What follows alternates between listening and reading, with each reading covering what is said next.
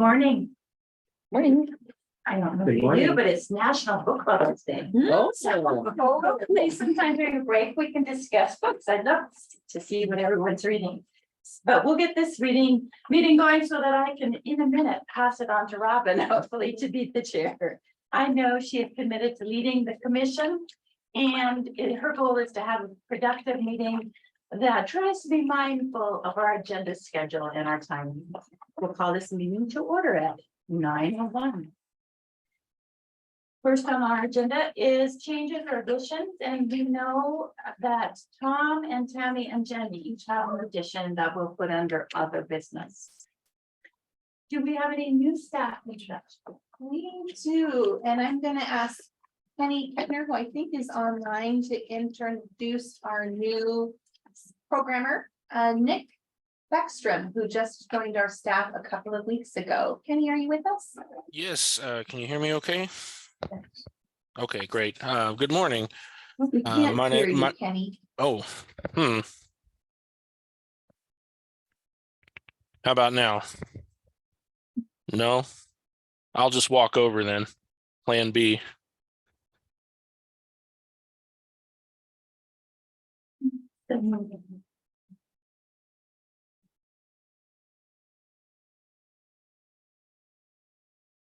Good to have a plan B ready. On our end, sure. Yeah, I'm just trying to be mindful of the space of the. Good morning. Good morning, everyone. My name is Kenny Kettner. I'm the information products lead at the State Library. And I wanted to introduce Nick Beckstrom. We hired him starting July 17th as our new full stack developer. He comes to us with 20 years of private sector experience, doing programming, databases, web applications, the whole bit. So Nick, if you're on the call, would you like to say a few words? I am. Thanks, Kenny. Hi, everybody. Hope you can hear me I okay. think it's on our end. Oh, okay. Hang on, Nick, we can't hear you. Sure. I'm sorry. Can you explain what full stack? So the term full stack developer refers to being able to do work at any point in the programming process, whether it's the databases, sort of the behind the scenes application, the front end of the application, like the interface. Just refers to a programmer that's talented and able to work at any point in an application. Nick, try one more time. Can everybody hear me? See me? Yes. Hi. Hey, everybody. Thanks for the introduction, Kenny. Yeah, I'm really pleased to be here working for the library. Libraries have been in our system and our family for a lot of years. My brother's the tech manager and interim director at the Lewis and Clark County Library System. So I'm familiar with libraries and systems, and I was really excited to see the opening and excited to get the interview and just tickled pink to get the offer. So I am really, really happy to be here. And Nick's really hit the ground running and we're glad to have him. So thank you, Nick. And Thanks, thank you, everybody. Commissioner. Thank you. Welcome. Thank you. Welcome, Nick. Thanks. And then we have one staff longevity recognition. We're recognizing Joe Tassoni for 10 years of service to Montana state government. And Lee Fossum is going to recognize him. Nobody is on. Hold that one. I don't see we I thought we started at 9:30. Maybe we can come back to that later. Sounds good. Can everybody hear me? I'm here.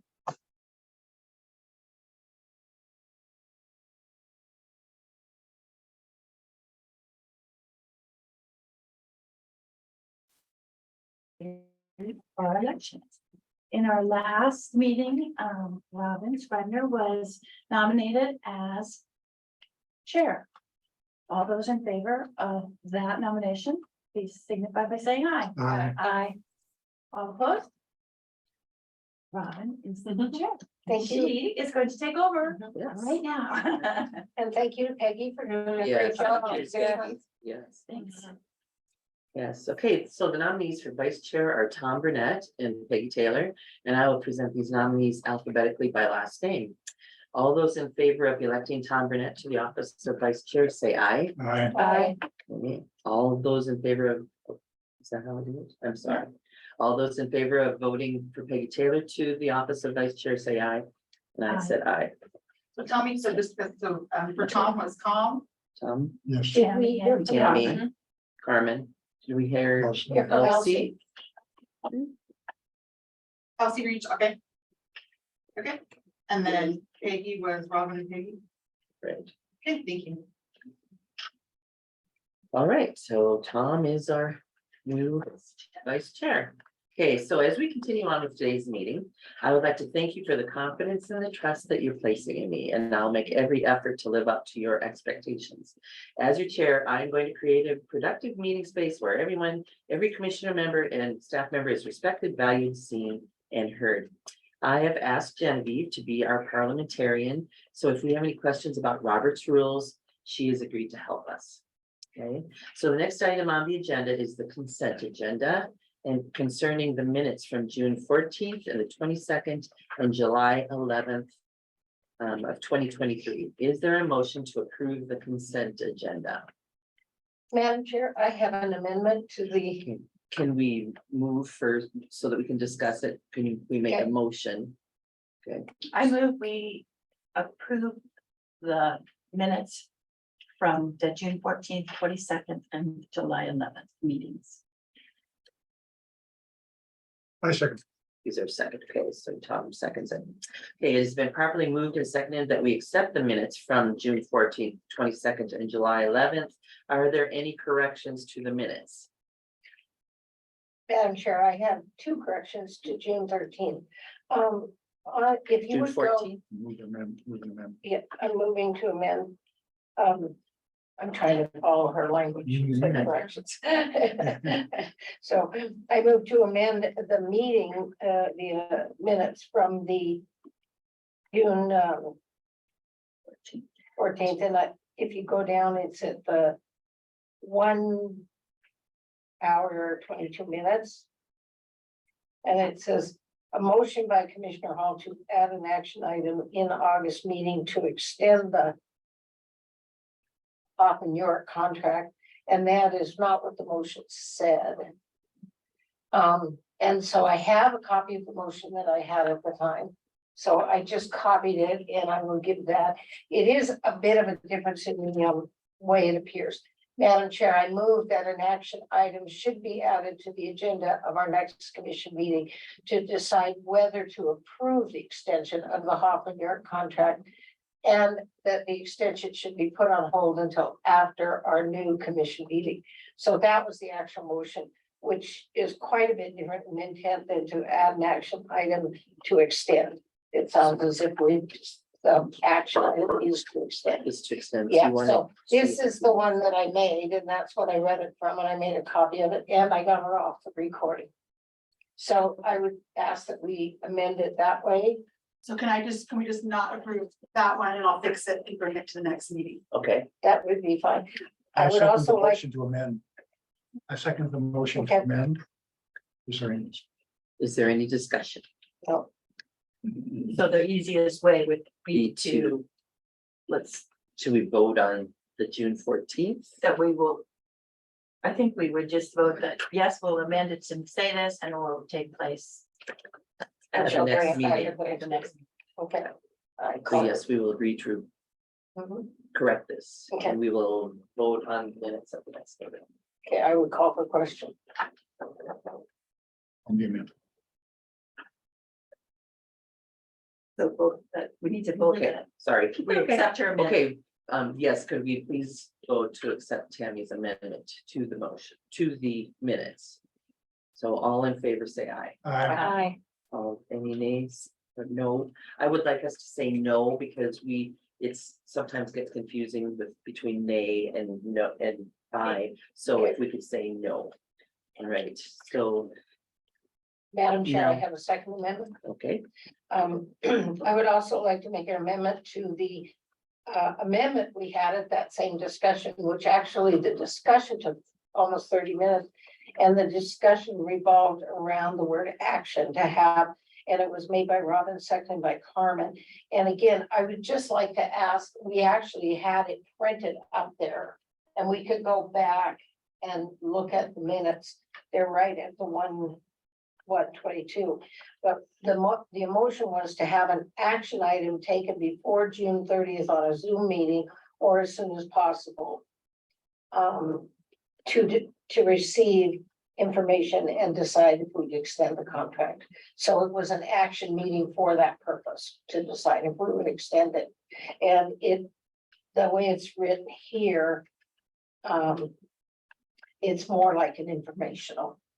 Oh, It so, reads on the second here, it reads as if it was an informational, to receive information about the details of what to expect from the extension and what monies will be involved.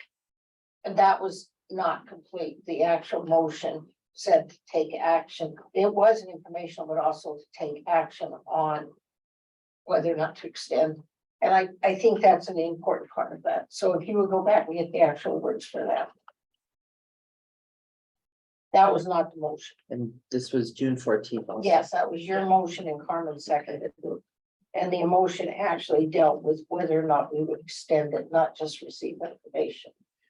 So Is there a motion? What is the What amendment? is? I guess I would like to, my motion is to direct Genevieve to go back and get the actual wording of that motion. And then we can approve that in June. Also, I mean, in the the next June, meeting. okay, I second. okay. So if it's been moved and seconded, if there's no further discussion. We'll vote on it. All in favor, say aye. Aye. Say no if you're opposed. Okay, so we will change the minutes to include an action was planned to take place. Right, now, And Madam Chair, were the votes correct on that? on the June 14th meeting, I believe so. Okay. We move on to, are there any more questions or discussion about June 14th? Could we move on to June 22nd? Is there a motion to approve?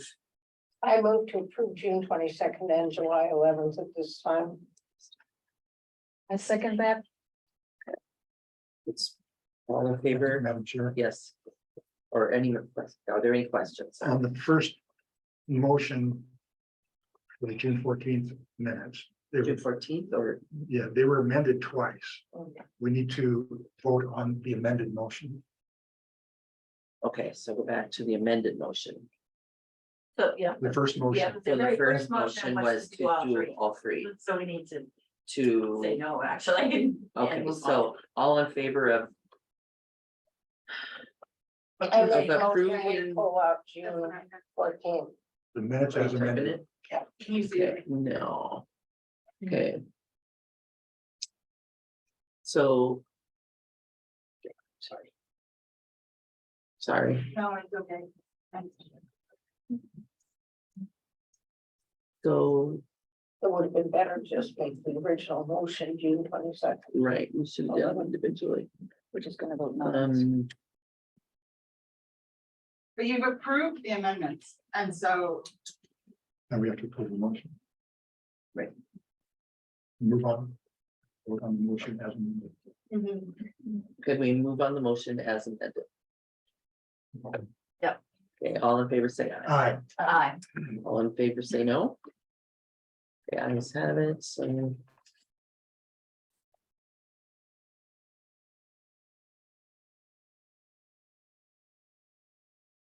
Now we go on to discuss the June 22nd. No, we passed them on. you're done. As amended. You passed all As three. amended, yeah, it was only enough. 14. No, I had a couple other ones. I'm sorry. There's a couple other corrections. Yeah. I'm sorry, yeah. There, I can, do we need to discuss it or can I tell you what they are? Do I need to present it as a motion? I'm sorry, I didn't realize that. There's always a motion on the table. Right, but we voted That's the to pass it, so the minutes have been accepted then. You want to bring up question on those Okay, three? so What are on, those? yeah, on June 22nd, you have, it's in the minutes that I voted nay, and I voted aye, and then on the July 11th, at the bottom, it says Chairman Johnson adjourned the meeting, and it was actually Chairman Taylor. And so those are. Okay. How do we go back and fix those? And just move to reconsider, yeah. Okay, so I move that we reconsider adopting the minutes this is good. as is. We can talk about how to do it. Okay, I'll second it. Okay, I would like to make it clear that we're bringing back June 14th for no, correction. 22nd.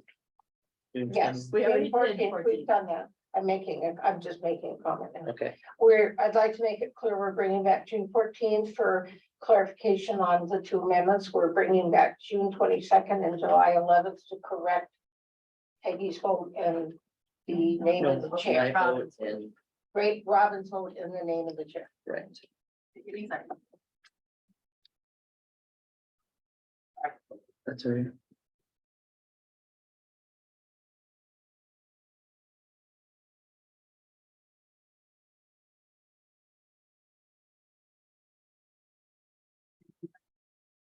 June 22nd and July 11th. Change your vote to Robin. Yes, to I.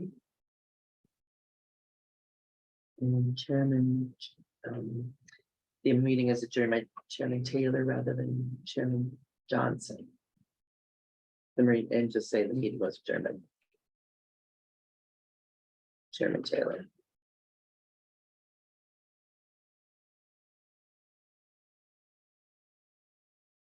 It's your first 4 minutes and you've been hit with making motions as a board member and running the meeting. It's not easy, so be patient. So you don't want me to quit yet? Not at all. Okay, so can I have a second on that? I second it. You're my, Tammy, you made the initial. I made the initial one. Is there any discussion? I think we should just bring them all back next month, correct? Okay. It's the easiest thing. But what, We're, we were on this motion, the one highlighted, this is the motion. Yes, this is on the table. motion. Okay, it's been moved and seconded to move to consider adopting the minutes, Holland Taylor, bring back, okay, Sorry, hang on. okay, the minutes. Been moved, no, it is, Sorry. I asked that we reconsider the motion. okay, In other words, I'm changing the motion. right, So if you want to clarify that, I move to correct the minutes as spoken today and bring them all back at the next meeting. there you go. correct? Do we have to change that? Do we have to vote to change it all, or? Oh, my goodness, You made a This isn't the motion. You made a motion to amend the minutes. Absolutely. So we need to deal with that motion. okay. Well, we've So already we- accepted them as it, so we have to reconsider. Yeah, we That did, motion- see, that's what we did. Motion is to reconsider. Okay, I made the motion to reconsider, so we vote on that code. So all in, who seconded it? Okay. John might have. Okay, Carmen did. Okay, so the motion has been made and moved to reconsider the amendments. Reconsider the motion, The minutes. the minutes. Please say aye if you, I need clarification on that motion. I want the actual verbiage of what we're voting on right now up there for me Okay. to read. And it Okay. was made by me initially. No, Robin did, and then you did the second one. So the first one we had was move to reconsider the minutes. so we should vote to move to reconsider. Yes, Okay, so if there's no further discussion on reconsidering the minutes, let us vote, and you okay? need a second also. Okay, I think Carmen already did. It wasn't written there, so Okay. I was worried it was. All right, seeing there's no further discussion, we'll now vote on the motion to move to reconsider the minutes. All in favor, say aye. Aye. Aye. All opposed, same vote. Okay, so it has been moved and seconded. Okay, Now so, we're reconsidering. or, yeah, I mean. And so my it's a motion minute. was to bring back all three sets of minutes corrected with the additions and corrections at the next meeting for approval. I second it. Okay, it has been moved and seconded to bring back all 3 minutes with the corrections to the next meeting. Sorry. To the next meeting For For for approval. approval. And I'd like to make, Madam Chair, clarification on what those would be. The amendments from June 14th to be rewritten as we voted on them. And clarification on the next 2 meetings, people's votes according to the recording. And that we had, is the Chairman Taylor instead of Johnson. Just for prosperity, people won't be confused. They don't wander back. Right. Right, okay, so now we need to vote on that. Okay, so is there any further discussion? Okay, so if there is none, we will vote now on the motion, which is move to bring back all 3 minutes with the corrections to the next meeting for approval. All those in favor say aye. Aye. And all opposed say no. Okay, so the consent agenda basically has been approved. For reconsideration. For reconsideration. All right, so now that we have taken up more time than we meant to, for the purpose of saving time in our minutes, as we proceed through the informational items on the agenda, we will allow approximately 10 minutes per presentation. I will ask each presenter if this is enough time. The next item is an information item, and the presentation will be made by the librarian, state librarian Jenny Staff. And we will start with a brief presentation by Jenny, then I will open the floor to any clarifying questions. Do you need 10 minutes for your presentation? Probably not, but I'm Okay. happy to answer any questions. You have in your meeting materials, the FY 24 work plan dashboard. This should look very similar to the FY 23 work plan dashboard with those items carrying forward from our previous fiscal year work plan. These are the priority projects that staff will be working on in the coming year. They do align with the budget that the commission adopted in June. My recommendation would be that if there's any projects that are of specific interest to the commission, that we can bring in those staff to provide more details and updates to you in your future meetings. Happy to take any questions that I can answer today. You have in your materials the monthly governor's report on our objectives, goals, strategies, and measures that we share with the governor each month. We have also provided to you a report on the number of dead or broken links that we found on the website. I want to thank Kenny Kettner for working with the State Information Technology Services Division to get that information. You'll recall that at your previous meeting, we set an objective of having fewer than 2% dead leaks on our website. We're not there yet. So this report was very helpful for us to determine what the current metric is. And we have a content management team of staff who manage the content on the website who've already begun addressing the broken links. I was told last week they've already removed about 1,000 broken links. So we have the ability to track that and monitor those broken links. And then we also want to provide more kinds of metrics with regard to the usability of our website for the commission. You have additional feedback about what those meaningful metrics might be. We'd like that information so we can include that information in some kind of regular report to all of you. One piece of information that you might be interested in as we've begun digging into our web presence is the fact that 2 of our applications, our cadastral application and the Montana Field Guide, are ranked 2nd and 3rd of the most used web applications in all of state government. So we're pretty proud of that fact. The Montana Field Guide. Mhm. What is the number 1 used application?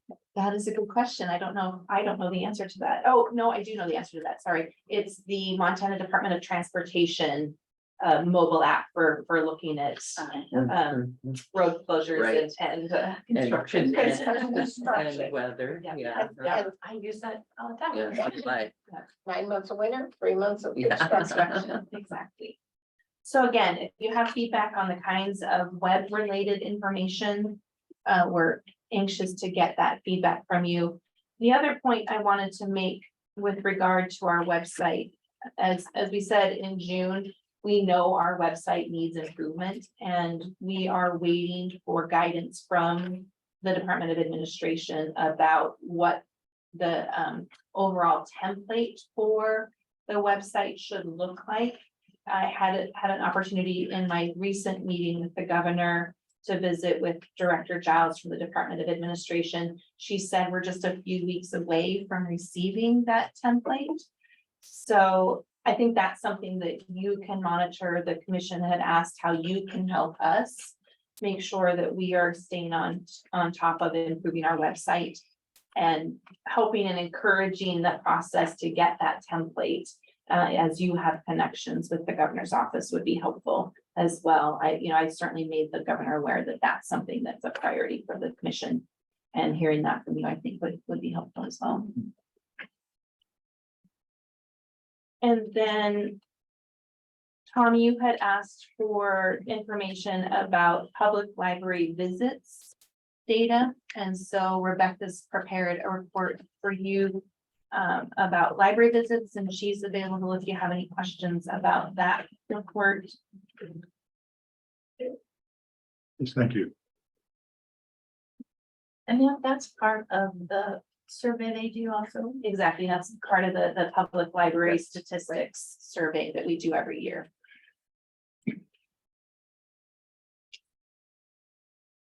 Are there any questions about anything in your standing reports?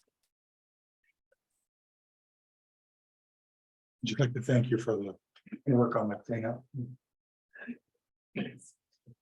And thanks to the staff for doing all of that great work. Yes. I'm interested in the website dead links. Okay. Okay.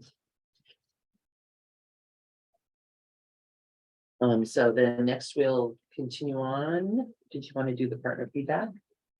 Just a nice email from the law librarian, Franklin, nice.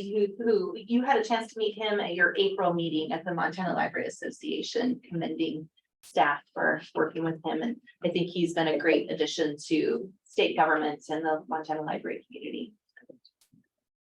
Okay, next we'll continue on with a report from Jenny and her staff regarding the estimated cost of legal services. Yeah, so a couple of things as it relates to the updates on the administrative rules review process. First, I wanted to introduce you to Katie Bauman's. Katie is an attorney with Agency Legal Services.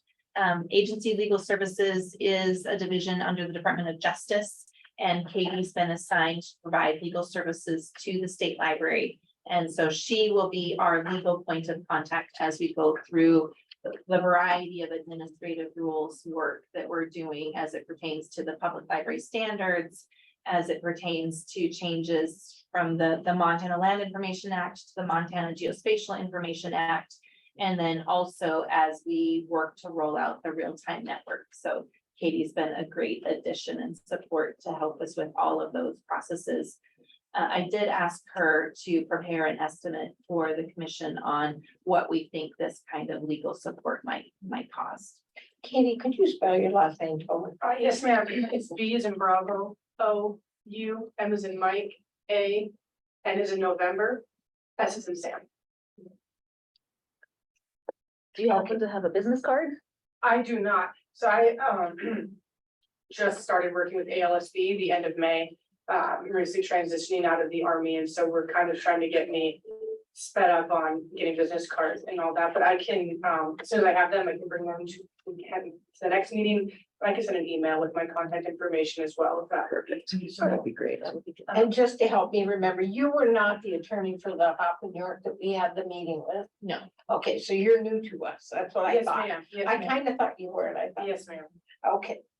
And thanks for explaining the Army. I haven't really explained anything, but that's why I. Yeah. No, business cards I but got. it helps me understand the map. Yes, me Oh, too. That's what I, Sorry. I was And that's like, not got just it. that I'm old, which I am. No, no, no, no.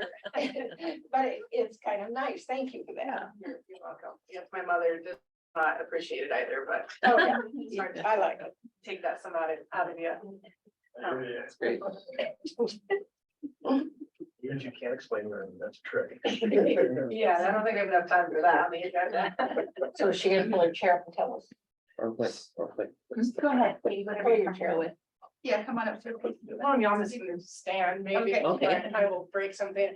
Yeah, so I was kind of talking through the office to try and provide an estimate, given that there's quite a few changes to the rules that we are anticipating. It's more on the, overestimating to kind of give the best, but we are anticipating probably around 160 hours of work, which we bill out at all the attorneys are $120 an hour is what we would bill that. And that's kind of what we anticipate it would take for attending the meetings that are necessary, the revisions, the drafting. I'll be responsible for drafting all the rules and the templates and the notices that are given to the public. And any revisions throughout this process, we anticipate, by the end of December, getting all of this taken care of. And so my primary focus really through my office is the rulemaking with the 3 different sets that we kind of are working with. And that would include the research that goes into a lot of the real-time network updates as well. So that's kind of where we're at. Obviously, that can change and fluctuate, but yeah, that's the anticipated right now. But these are the expenses to have this administrative. Yes, ma'am. Is that in the budget? It's in the budget. Yeah, those are our legal expenses. There are a few other expenses, of course, in addition to our staff time that include, there's a, Genevieve, correct me if I'm wrong, a per page cost for every page of administrative rule that gets posted with the Secretary of State's office. So once the rules are actually drafted, we'll have an understanding of how many pages are involved. There's an additional cost to the Secretary of State. Thank you, Jenny. Thanks for being with us. Thank you for the good price. Yeah, that is. 120 an hour is a bargain. Well, we're on legislated statute. That's what we always joke about our office. We're the in-house counsel for the state of Montana because it's much cheaper to hire us than it is to hire private. Uh-huh. So, And so Through, yes, through the Department of Justice. Yeah. And then at your June meeting, you wanted to see clarification of exactly what the charge to the task force who's looking at the administrative rules pertaining to the public library standards, the master's in library science degree, and the other rules that govern the state aid per capita. And so if you follow the link in your agenda, it will take you to the page for that task force, which specifies exactly what the charge is to that task force. I think that reflects the intent of the commission, including the specific questions that task force will be deliberating on around whether or not a master's of library science is required for library directors in Montana. And then finally, I just wanted to make sure that you all saw in your email, you had asked for a legal review of the question of whether or not, when we get to the point of actually proposing administrative rules for public comment, whether we could propose multiple rules for consideration, or if we should propose a single rule for public comment. And Katie did draft that legal opinion. Her recommendation was that by the time the commission looks at adopting draft rules in October, that you do carry one rule, one recommendation per rule forward for public comment. I'm a little bit confused because in the agenda item, there are a couple we're considering. Are you saying we have to double the process or we can do them at the same time? help me understand your question. just a little Yeah, bit me more. too. The big thing we're talking about is the rule on the master's degree, et cetera. There's, But there are really 3 or 4. yeah, exactly. So we would propose a rule around clarifying the definition of state aid payments. There'd be one rule there. There would be a rule around clarifying the language on tribal colleges. Right now, the rule refers to the tribal college, or I'm sorry, a tribal library versus a tribal college. We want to amend that rule to make sure it reflects the language in statute. So that would be a rule. The recommendation regarding the master's in library science degree, right now, the task force is considering multiple questions. But the intent would be that the task force come back with recommendations to the commission. The commission adopt a single draft rule based on those recommendations to move forward. And then there's a few other rules. So each of those would be its own rule. But with regard to the Masters of Library Science degree, whatever the determination is, a single rule proposal would be moved forward. Does that help? Yes, and you're not saying we have to have separate hearings on each of them. We could do them all together. Exactly, Okay. yeah. The public, we would put these all out for public. And Tracy's report, I can ask a question about one of these rules I'm not familiar with. She's here, so we should, if there's questions, I think ask. Can we get a chair for the person presenting? Could you pull one out of one of the rooms? It would be helpful, I think, if they didn't have to stand down there. I think I can kick Kelly. you could, yeah, Yes, Kelly. Yeah, thank you. Right now, you're putting pipe in 10 acres. I have a question. Yes, Carmen. As the charge stands now, is the task force asked to only look at this one library standard, or is the task force charged with looking at the entire slate of public library standards? So the task force is being charged to look at the ones that are listed in that. So the MLS, the state aid formula, the budget, only those is all they're tasked to look at. I make a motion that we amend the charge to this task force to open up all public library standards for review. I guess I would suggest that that's outside the scope of this agenda. It was not a noticed motion, and so not something that could be considered at this meeting. I would also say that we just did that work. We completed that review 2 years ago. So I think that would be redundant and not necessarily a valuable use of staff time. Do I need to withdraw? That's a motion. It is a motion, so But she can't make an action under this meeting. She can make a motion to bring it up as an action item, but It hasn't Right. seconded, so so it's not. that's why. it's so not there's a on motion on the So floor there's no to, section. Seconded. yeah, so if there's no second, that's it. Is there a second to the motion to review all? I'll Of second public it for standards. purpose of discussion. Okay, it's been moved and seconded. Is there discussion? Madam Chair, Just so that I can type it, can be say the motion.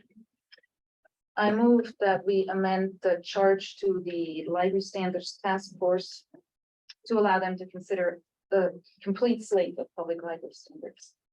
To review the complete slate of library, To public library review. standards, To review the complete. slate Slate of of public library. library standards.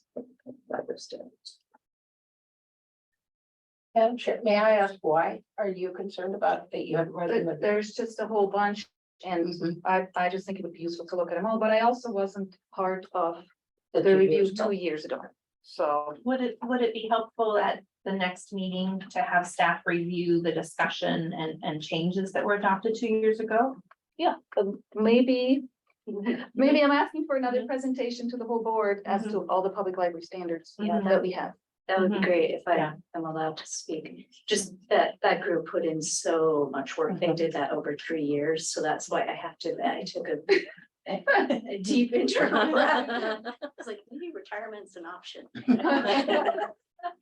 I don't, if there were specific standards, I would say that would definitely be, basically the standards we recommended are the ones the libraries came back to us and said, these are the ones that aren't working for us in this first year.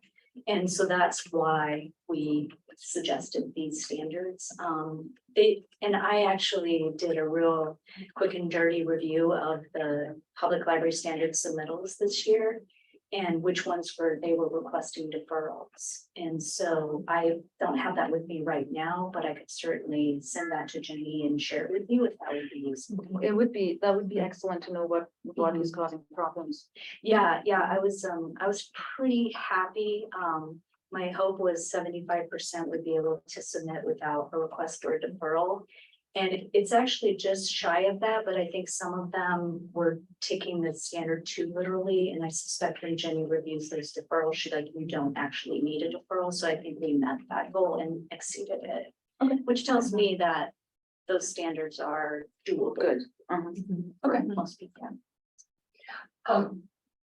Madam Chair, I don't think we need to review the complete slate of public standards because even though we're new, I was not here 2 years ago. You were not, I think only Peggy and I don't even know. Came in on the boat. I don't know. Every meeting. Yeah, but This was all we good. have reviewed those quite a bit at various times throughout the last year, which is why this selection of 4 items was what came out from the commission members and from the legislative direction. Some of this, like the tribal, was directed by the Right. legislature. So these are ones we have to, and I guess I'd be more comfortable if we were just receiving a report on what they did 2 years ago and a clarification on why these are pulled out. I'm concerned this process is going to take another year anyway, because I really want to move on this requirement of a master's degree in library science, which isn't even offered in Montana. And I'm concerned that if we open this whole thing up to a complete review again, we're gonna not get to what the legislature has directed us to get to, and what we as a commission have decided to get to. And I'm not trying to be disrespectful because I realize I wasn't here when they did it either. But I would like to report on what they did after their 3 years. So I would probably vote against, I will vote against that because I really do not want to amend the chart. But I would certainly be in favor of asking it to be a discussion item. And when, I want to thank you, because when we ask you, Tracy, for something, she's so good about sending out information in advance. But when I get here, I have the information, I can ask questions, so it'd be really helpful just to have that. Now, may I ask Carmen, is that comfortable for you, or do you still want to keep it to? No, I move to amend my motion to, how do I phrase it? That we get a review presentation of the public library standards. Then we just let the motion die and then make a Okay. new one. Or we need to vote on it and vote it down. That's what Now I'm that saying. we, So you can either change the language of that, you can say move to receive, we can cross out and then and say receive information about, or you could vote it down and do And I it. think We that's just more vote. practical. I'll call Okay. the question. Okay, it has been moved and seconded to amend the charge to the library task force to review the complete slate of public library standards. All in favor, say aye. Oh, no, I don't want to. Sorry. All in favor, say aye. All in favor, say no. no, All in opposed, say no, sorry, no. So then it dies. Okay, so then, what is your motion? I move to review, to request a presentation. I just want to say, Sorry. I don't think we need motions. Okay. If We you just want to, request yeah, it. request it, please just Perfect. request it. That's Perfect. request that being about it. Presentation on the So be library it standards. a discussion Yeah. item. Yeah. And Yes. yeah, informational, yes. Oh, noted. And, Perfect. So we can know what you did for 3 years, because it's important that we know. I, Glad you yeah, and I like me. can, yeah, I did that too, I think. I Yeah. mean, it. Looks like Tracy's gonna have to be here every single time. The library reports are so good. And I am keeping track of the agenda items, so like we did in June, I'll review the agenda items that came out of this meeting. Will allow for some additional time for you to propose new agenda items, so you have an idea of what to expect in October. Madam Did Chair, you may I actually ask finish your clarification current on one of the presentation? items? There are 4 items here that Oh, wait, we, not this part, just your question. Okay. there are 4 items here that we are charged with on the task. And I'm quite clear on all of the 3, number 3. Can you just help me out, Tracy, with, was that a library, was that a legislative, a staff, or a commission request on the 3rd one? Consider amendment 10-102, board governance and working with the director. Consider amendment of number 7, which is about, et cetera. Would you just give me an idea what that's saying? That's the budget one, right? Right.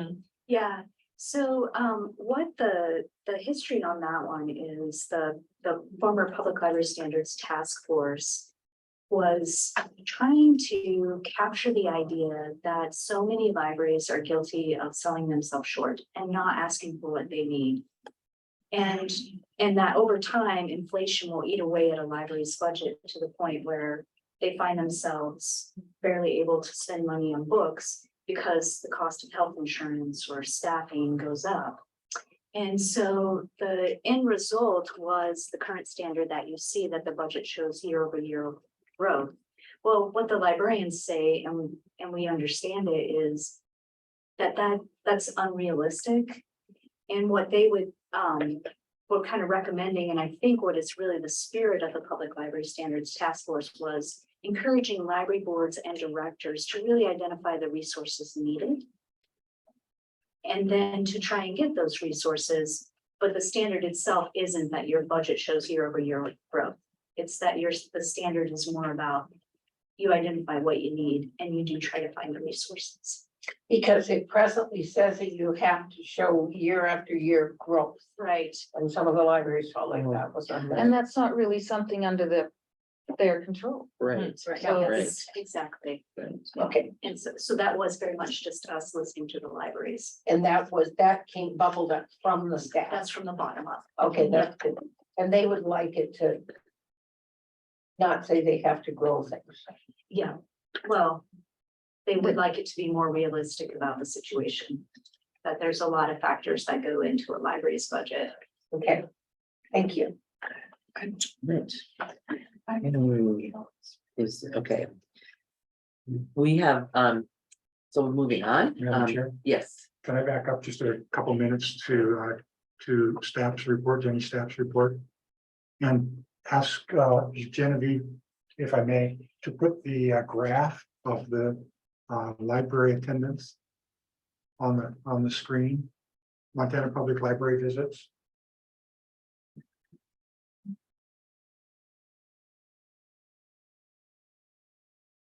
Thank you. And just a comment, we see it starting in 2008 at 4 million. Holding pretty steady until COVID. And then rebounding at the end of COVID to 2.5 million. And hopefully it will rebound even more in the next report. But that decline from 4 million to 2.5 million is a 37% decrease in face-to-face visits. So just a comment. Yeah, I guess my comment in response is, it was right around 2008 when we launched Montana Library to Go and those kinds of ebook offerings. And I think it would be really interesting to add, a metric around online use of libraries and library services and how that has impacted the face-to-face visits in. Thank you. If we pull down, if we might ask Genevieve to scroll to the next graph, which shows the increase in online visits. Yeah. And so yes. we don't know the qualitative difference between a personal visit and an online visit. But if we just call them even, it does significantly affect the dire depiction of the first Yes, graph. it does, doesn't it? Yeah. Very much so. Thank you. Madam Chair, I'd like to ask any Yes, question.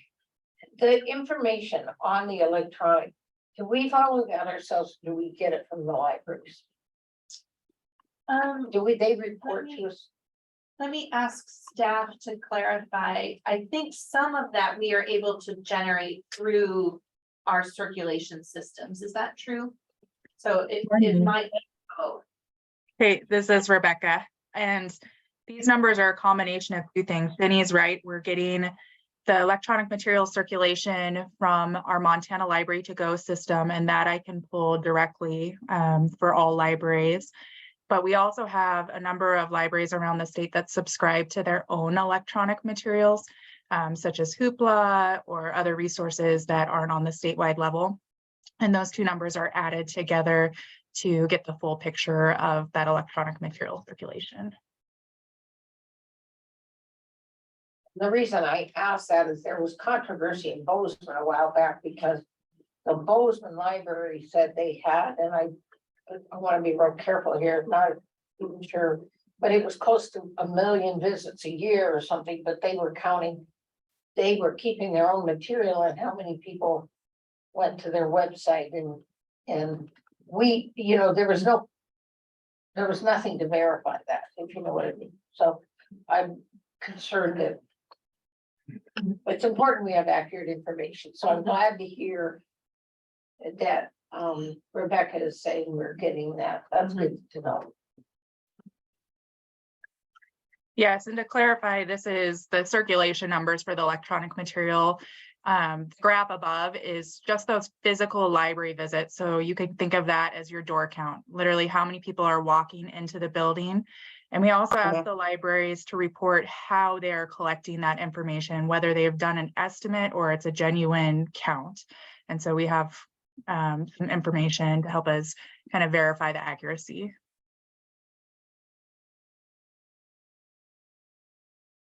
And to me, these two graphs are a little bit comparing apples to oranges, because a person walking into a library could check out 15 different kinds of materials, could participate in a program. So these don't make up for each other, because we're just looking at electronic circulation. So there's physical circulation that we could compare this to, and maybe that would be actually an equivalent of one going up and one going down. But physical visits could include face-to-face interactions, could include participation in programs. So to me, the electronic circulation does not correlate in any way, shape, or form with the previous graph. We're really looking at two different In things. some ways, it does, that we actually had this discussion yesterday with the Network Advisory Council where one of the librarians said, you know, they might have someone who would have previously placed a hold on a physical item and had to come into the library to check that out. So that would have counted as both a physical cert and a visit. And in this case, it counts as an e-checkout, an e-visit. So, you know, you're exactly right. We can slice and dice these numbers any kind of way. And it is interesting to look at just overall trends in library use and how patron demands are changing them.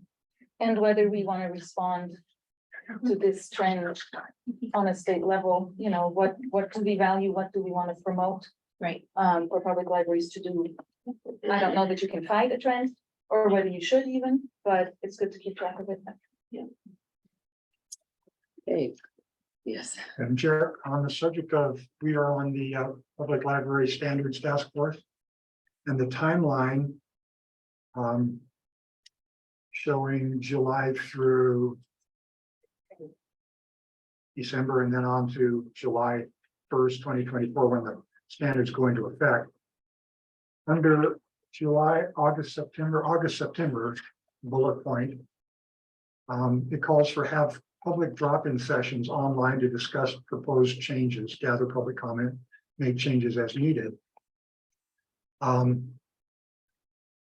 It seems to me that the public drop-in sessions, while they may have been used in past processes, I'm not sure that they're used in other agencies.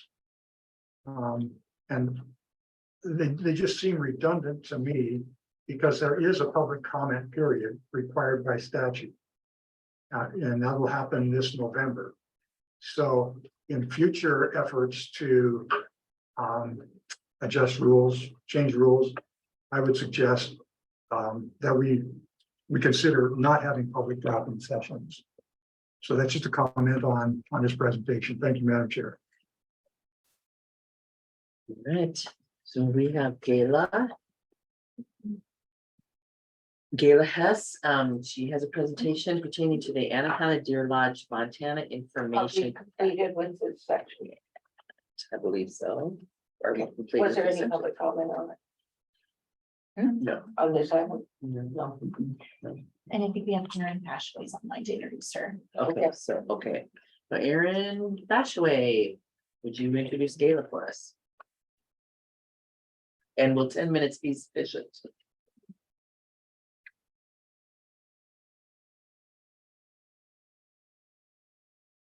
Aaron, are you there?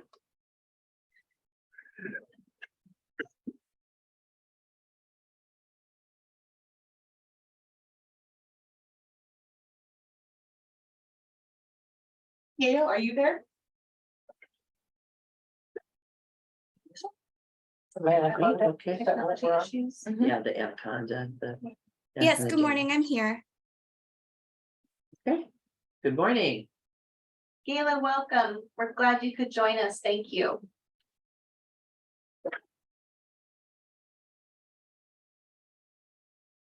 Thank you so much for allowing me the opportunity to visit a little bit about Anaconda Deer Lodge County's MLIA grant project.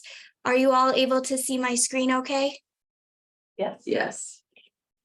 Thank you. So we applied for grant funding to develop a standardized, sustainable method to share zoning, locally referred to as development districts, with the public. At the time that the grant was applied for, the development district information was provided in PDF map formats. So here's an example of the countywide map. You can see it shows all of our development districts. If I hop over to the urban area, you can kind of see what Anaconda looks like. It's rather busy. It's a little difficult for folks to be able to discern specifically which development district their property might lie in. And some of the key colors made it a little confusing as well. So this grant really helped us to put this in a more user-friendly format. It also helped us to address some known issues.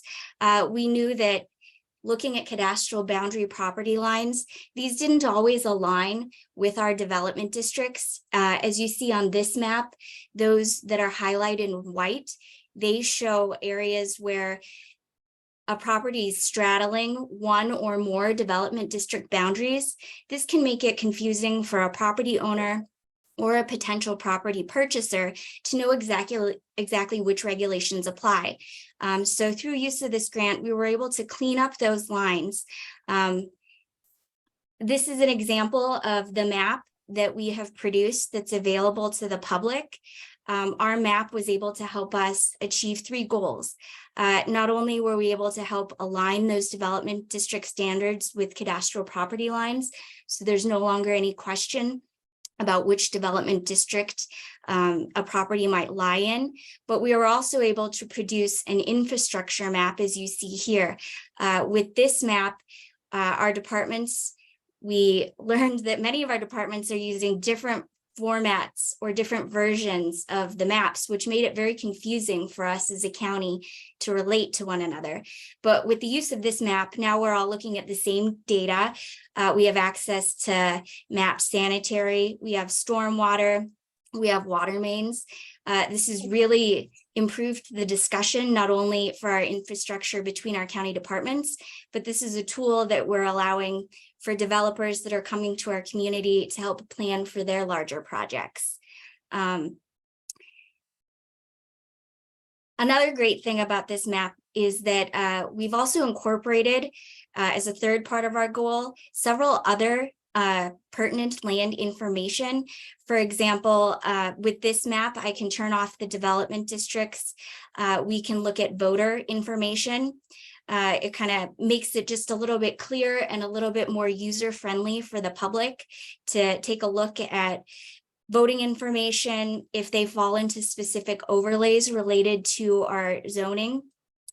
And also fire protection standards for those that are in more rural areas. They're able to see if their property falls within one of those rural fire districts. This user-friendly map has been really great.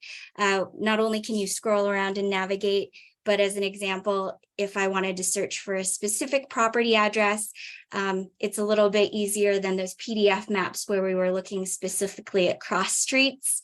But the nice thing about this is we can look at cadastral boundaries.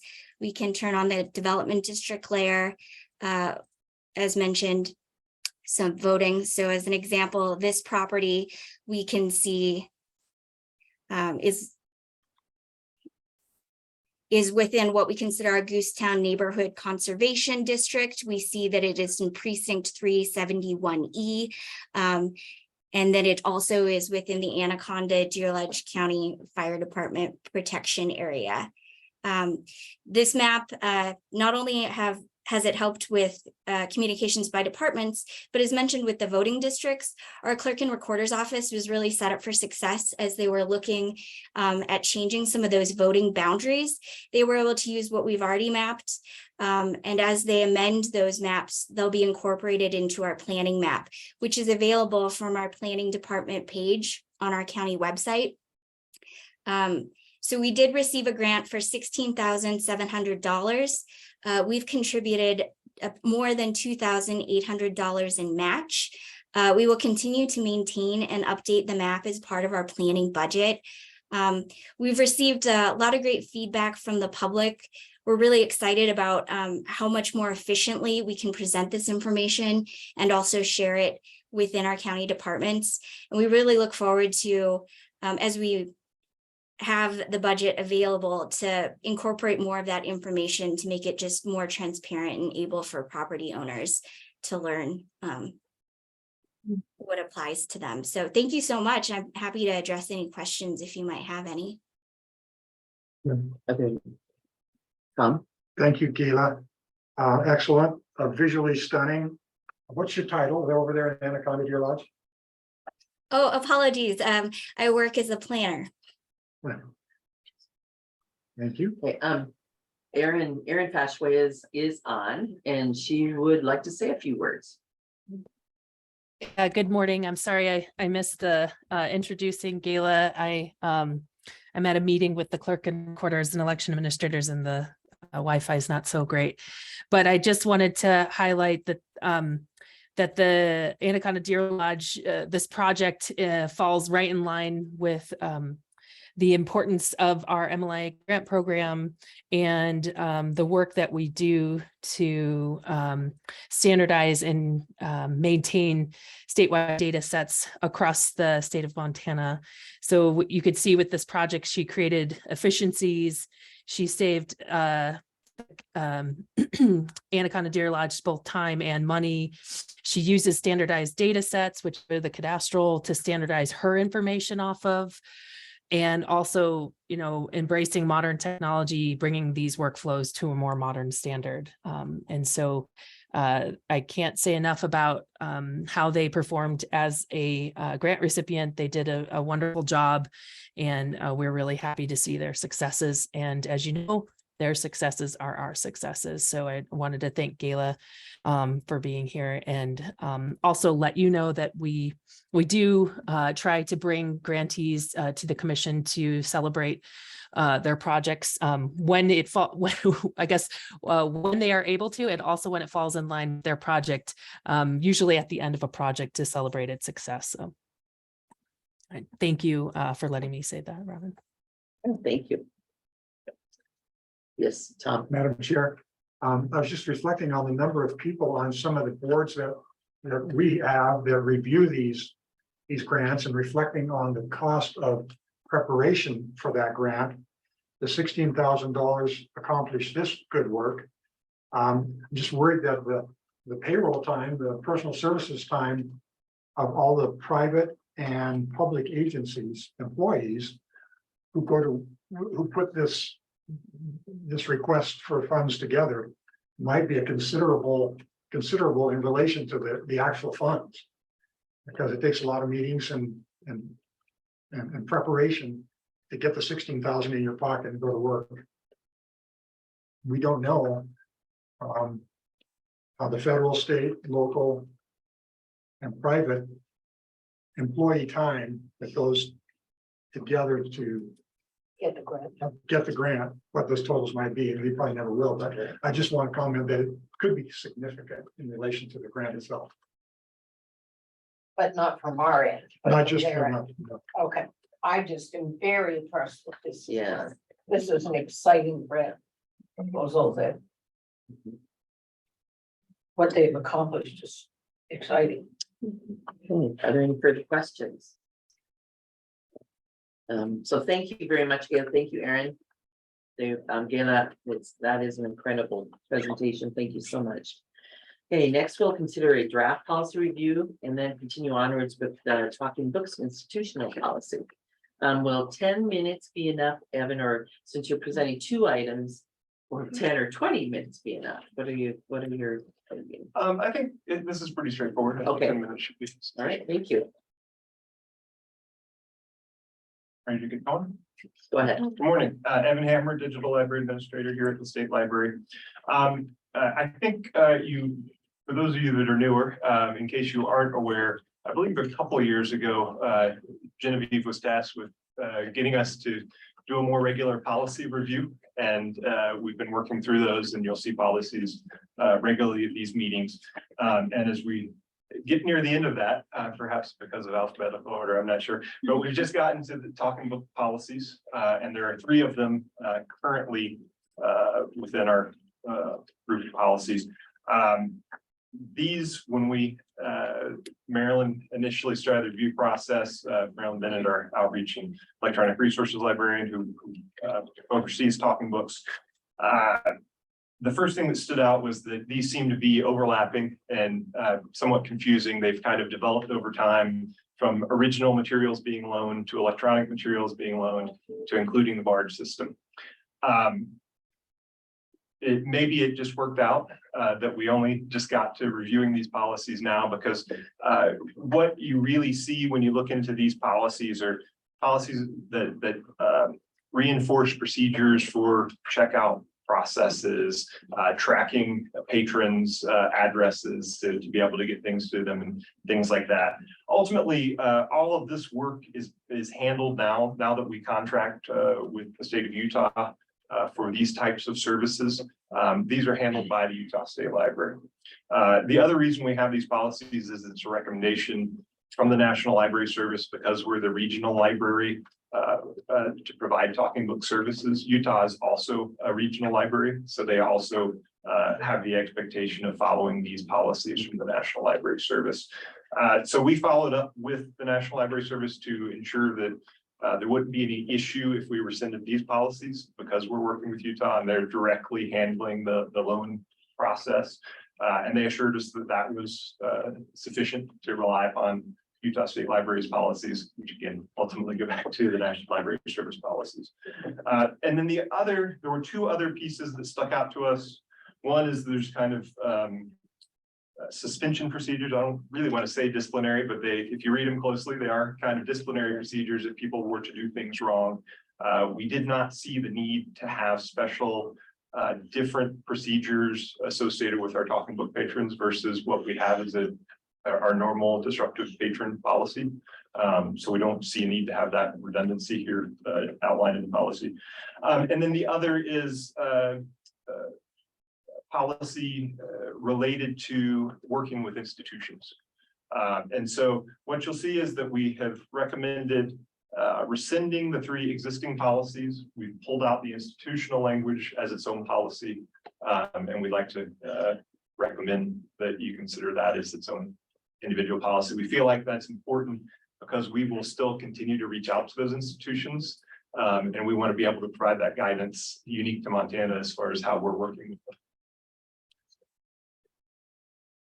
That's what I have. That's what you Any have. All right, questions? great. Are there any questions? Yes, Carmen. Can you bring me up to speed on the history of the outsourcing of the Talking Book Library? Yes, I'll give you the basics because I'm guessing you probably want something more than this, but we started in reviewing our program and strategy for providing talking book services around the beginning of 2022, I believe, or late 2021, early 22. We had reached out to The Utah State Library, we were aware that they did provided talking book services for Wyoming and the state of Alaska. At that time, we were simply looking, coming off of COVID and feeling like we had recognizing a single point of failure within the program with our need to provide circulation and only having one staff member there.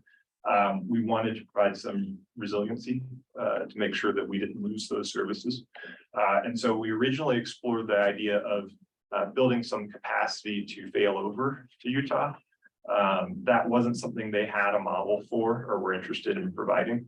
But as we continue to pursue that, what we found was that we could be more cost effective with our services if we simply shift our contracting to them. As you can imagine, providing services for multiple states, they already have a great deal more redundancy than we had in place. And so it was very fortuitous. We started the contract about a week and a half before the end of June of last year. And on July 3rd, our building flooded. It's very likely that had we not shifted over to Utah, we would have been probably multiple months out of service for our patrons. So it's luck, but also a little bit of good foresight and leadership there that put us in a great position to not have to disappoint those patrons. So that's so we've just signed our second year agreement with Utah, but things have been going really well there. So do we still just administer the patrons and send them their way, or what is Correct. our Yeah, role? they still patrons still register through us. Okay. And then we work with Utah to make sure that they're included in the roles. We still review the patron lists and things like that. We continue to have kind of ownership of the recording program, but they also have recording capacity. So we worked with them. For example, some of our regular recurring recordings, some of the state periodicals, for example, we send down there, but at the same time, Maryland just recently worked to record something actually in their studio, but directed by us. So there are a number of services that we still have direct.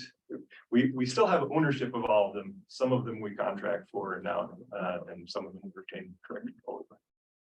So did we lose staff positions when we switched? We did let go of some staff positions. I'm actually going to talk about the plans for those positions a little later in the agenda. Okay. Sounds like a great efficient move, really, at the right time. I had a question about the budget on this. I know we received a contract, but is the budget the same as it was last year? For the talking book services. Yeah, what is and it? The contract. I don't know the amount off the top of my head, but Okay. yes, it has not changed. It hasn't changed. Okay, I was just curious. And then on our end, we pay people to record, is that? Or do we? Or is that part of our staff? Technically speaking, since Utah will provide some recording services and we're contracting with them, technically speaking, yes, we're paying for some recording. But historically, our recording has been volunteer driven.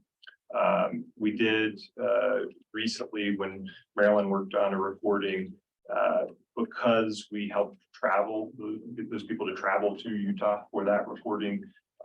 We paid reimbursement for some of that, but we don't pay them to do the recordings. We are exploring all options. We have just recently, our studio has been closed for about 5 months now, but it has just in the last week been moved to Montana Department of Transportation. And do we need that studio, do you feel? I think so, yeah.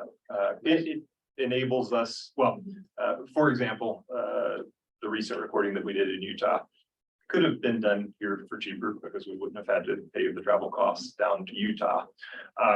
But we are trying to completely reassess what options are available to us.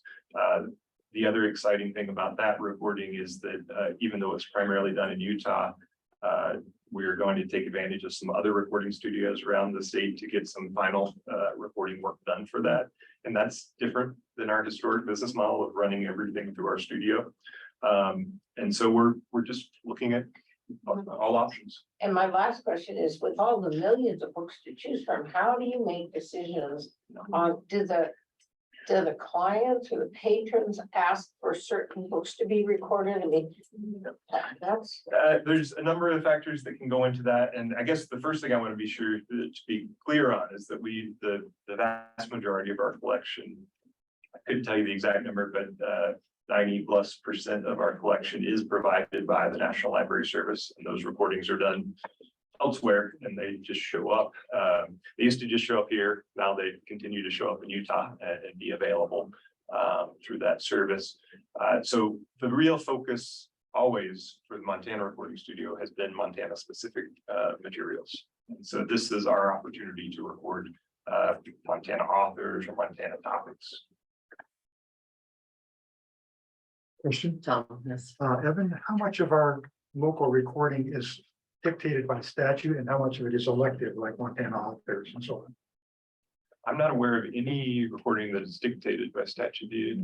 I think you're right. Yeah. Thank you. I just wanted to make one more point about the move of the recording studio to the Department of Transportation.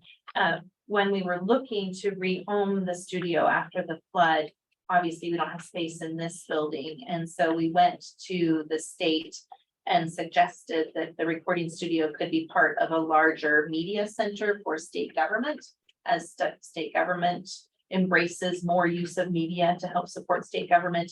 We got a lot of enthusiasm from the Department of Transportation. And so we're really grateful to them for housing the recording studio. We know they have plans to make use of it for some of their own purposes, like recording podcasts. So we think that's going to be a great partnership with other agencies. That was my question.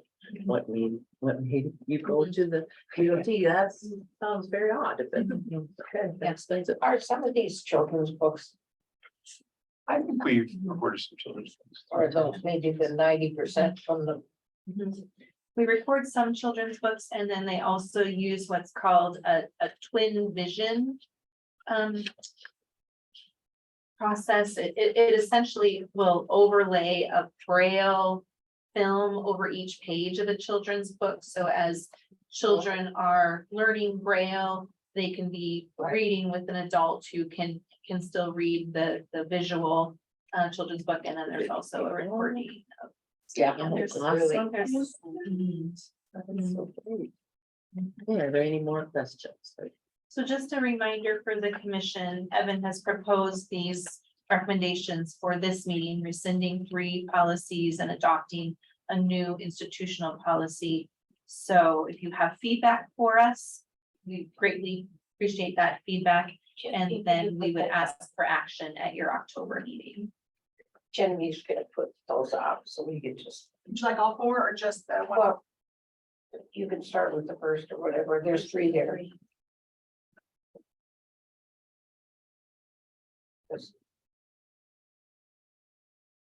These are the 3 to recommend to the city. Because they're being covered by. Other.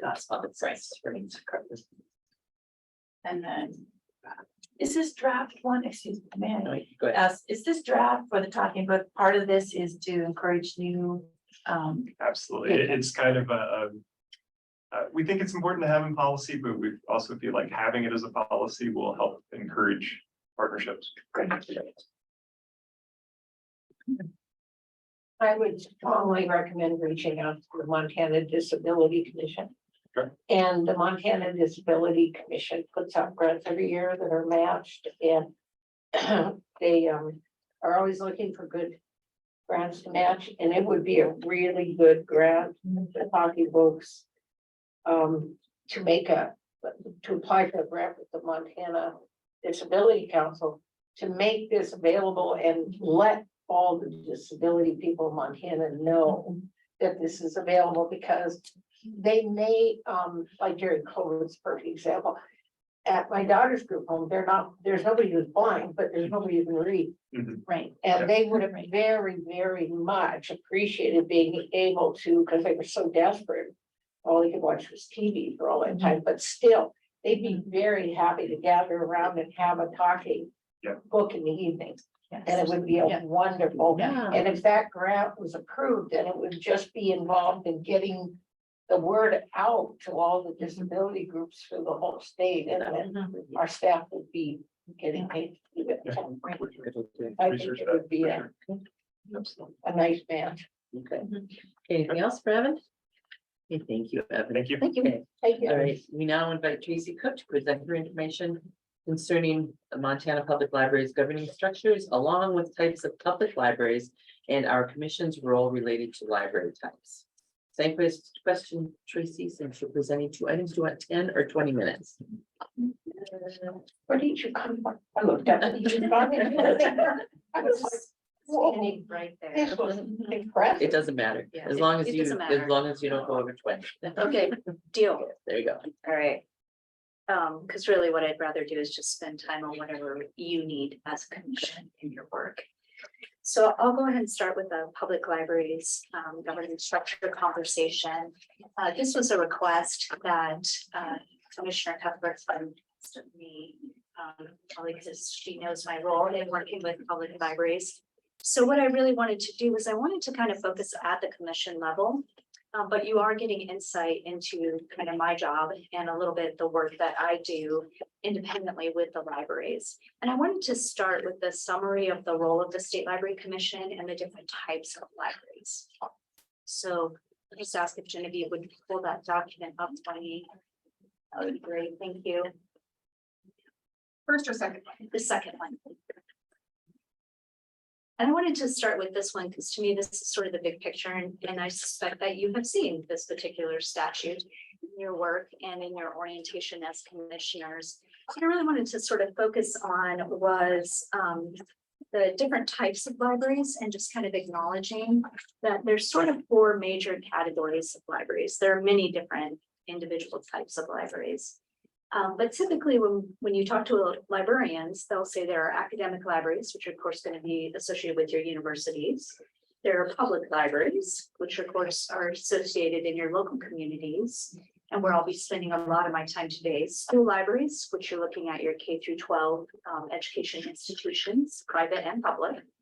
And then special libraries, which are a very unique beast and can be found in a lot of different institutions. And of course, this Montana State Library is a special library. So basically, over the course of time, the State Library Commission has worked with these individual kinds of libraries in a variety of ways. But historically, you have always kind of had a particular emphasis on public libraries. And I suspect that's because of the very first thing that appears in statute, that you will give assistance and advice to all tax supported or public libraries in the state.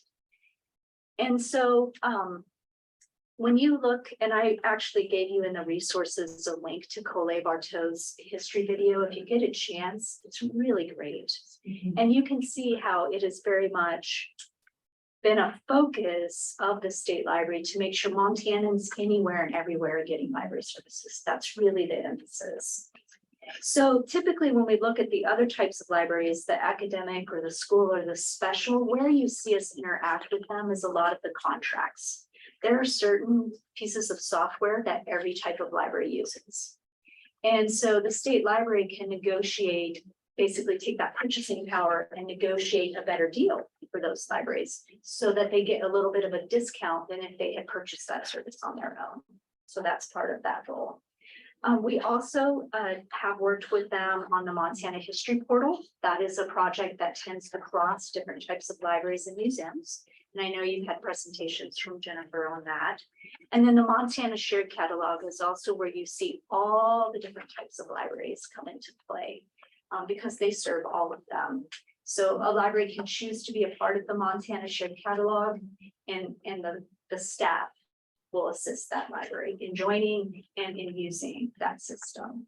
So those are some of the ways the state library interacts with those types of libraries. With public libraries, we kind of go a step further. And so with public libraries, we have, I believe the consulting positions first came about in the late 90s. So we have basically been providing consulting services to public libraries for about 20 plus years. We use a regional model because of the size of Montana. And we will be, basically libraries can call us if they have a question about anything library related. So it can be about policies, it can be about law, it can be about working with their board, working with their local government, it can be about strategic planning, it can be about, I'm working with Missoula Public Library on implementing their strategic plan. So any of those things are fair game. So they can just call us up and we'll direct them either to the right person in the state library or to another entity to answer their question. Because sometimes we're not the right one. We're just their bridge. We're their librarian, basically saying, this is the resource that you need to use. And with the public libraries in particular, we also have that certification program because you have that mandate within your statutory authority as the commission to set the public library standards. So the state library tries to help libraries meet those standards and then also manage the certification of librarians. So those are sort of the ways that we interact with public libraries and the other types of libraries as well. Do you have any questions for me on any of that? I feel like I'm talking a lot. The Montana Shared Catalog to me is like the most fantastic idea ever. What keeps a library from participating in that, and what is a sharing group? Yeah, okay, so I'll start with the first one. There are a variety of reasons why a library may choose to not participate in the shared catalog. It could be cost, although we try really hard to work to make it affordable. But some of our tiniest libraries are really tiny. They don't have a lot of money. And what they need to pay for is the travel cost to move the books around, or? Nope. So the Montana Shared Catalog is the basic, it's access to the automation system that libraries use to both catalog items, put them on the shelves, to check out items to patrons, for patrons to be able to see what the library has, and to place holds. I'll get into your second question in a moment. So what the library is paying for is sort of their part of the contract for having that automation system and tech support to help them when they have problems. Okay. A sharing group is a group of libraries who've agreed to basically take down the walls between their libraries and act as if they are one library. So I live in Great Falls. I use the Great Falls Public Library. They are partners. When that happened, before that, all I could do was go to the Great Falls Library and check out Great Falls books or place an interlibrary loan if I wanted to get a book from another library. Now that they are in this partner sharing group, I log on, I see all the books, I place a hold on it, and then I have the joy of seeing like, ooh, this book's from Drummond or this book's from Missoula. I now have access to millions of items, whereas before I only had access to Great Falls Public, but it's seamless for me. But to me, the shared catalog looks seamless. When I put a book on hold, I don't even, if we don't have it, I'll just get it from whichever comes up next. If they have it, and boom, it just takes a week or so. So what's the difference between the partner sharing and the state? So what it is Imagineif has always been in partners. They were one of the founding members of that sharing group, actually.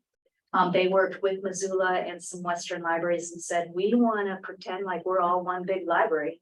We're all going to agree on the same rules and we're all going to share our materials. There are libraries who only want the shared catalog. So they only want the software and the tech support. Okay. Yeah. For their patrons, I always kind of encourage them to think about becoming a member of a sharing group. There are some limitations. I mean, you approved funding for the Courier, and that is because that's actually a holdup for some libraries. Some libraries want to share, but right now with Montana, they don't have an easy way to get the materials back and forth. Yeah, I ask a question. A couple here. Is the holdup for the smaller groups money and or philosophy? It's probably both. It's both. Okay, yeah. some just don't want to open themselves up to others. Yes. They kind of view it as this our little thing. Yeah. Okay. And some of them it's money. And then some of them is money. Let's talk about the kind of locked in little My Library. Is that now that we're making more of an effort to reach the reservations, and that's one of our directives, the tribal libraries, is that an issue, or are they pretty open to this at this point? Can we do something to help them? I suspect that they are pretty open, and a couple of them are already on the shared Good, catalog. okay. I didn't know if we needed to make a special effort with that being one of our directives. You know, we do try to reach out to them and they're all different and they all They are very unique, and that's good. that's been our philosophy of this state library, like play if you want.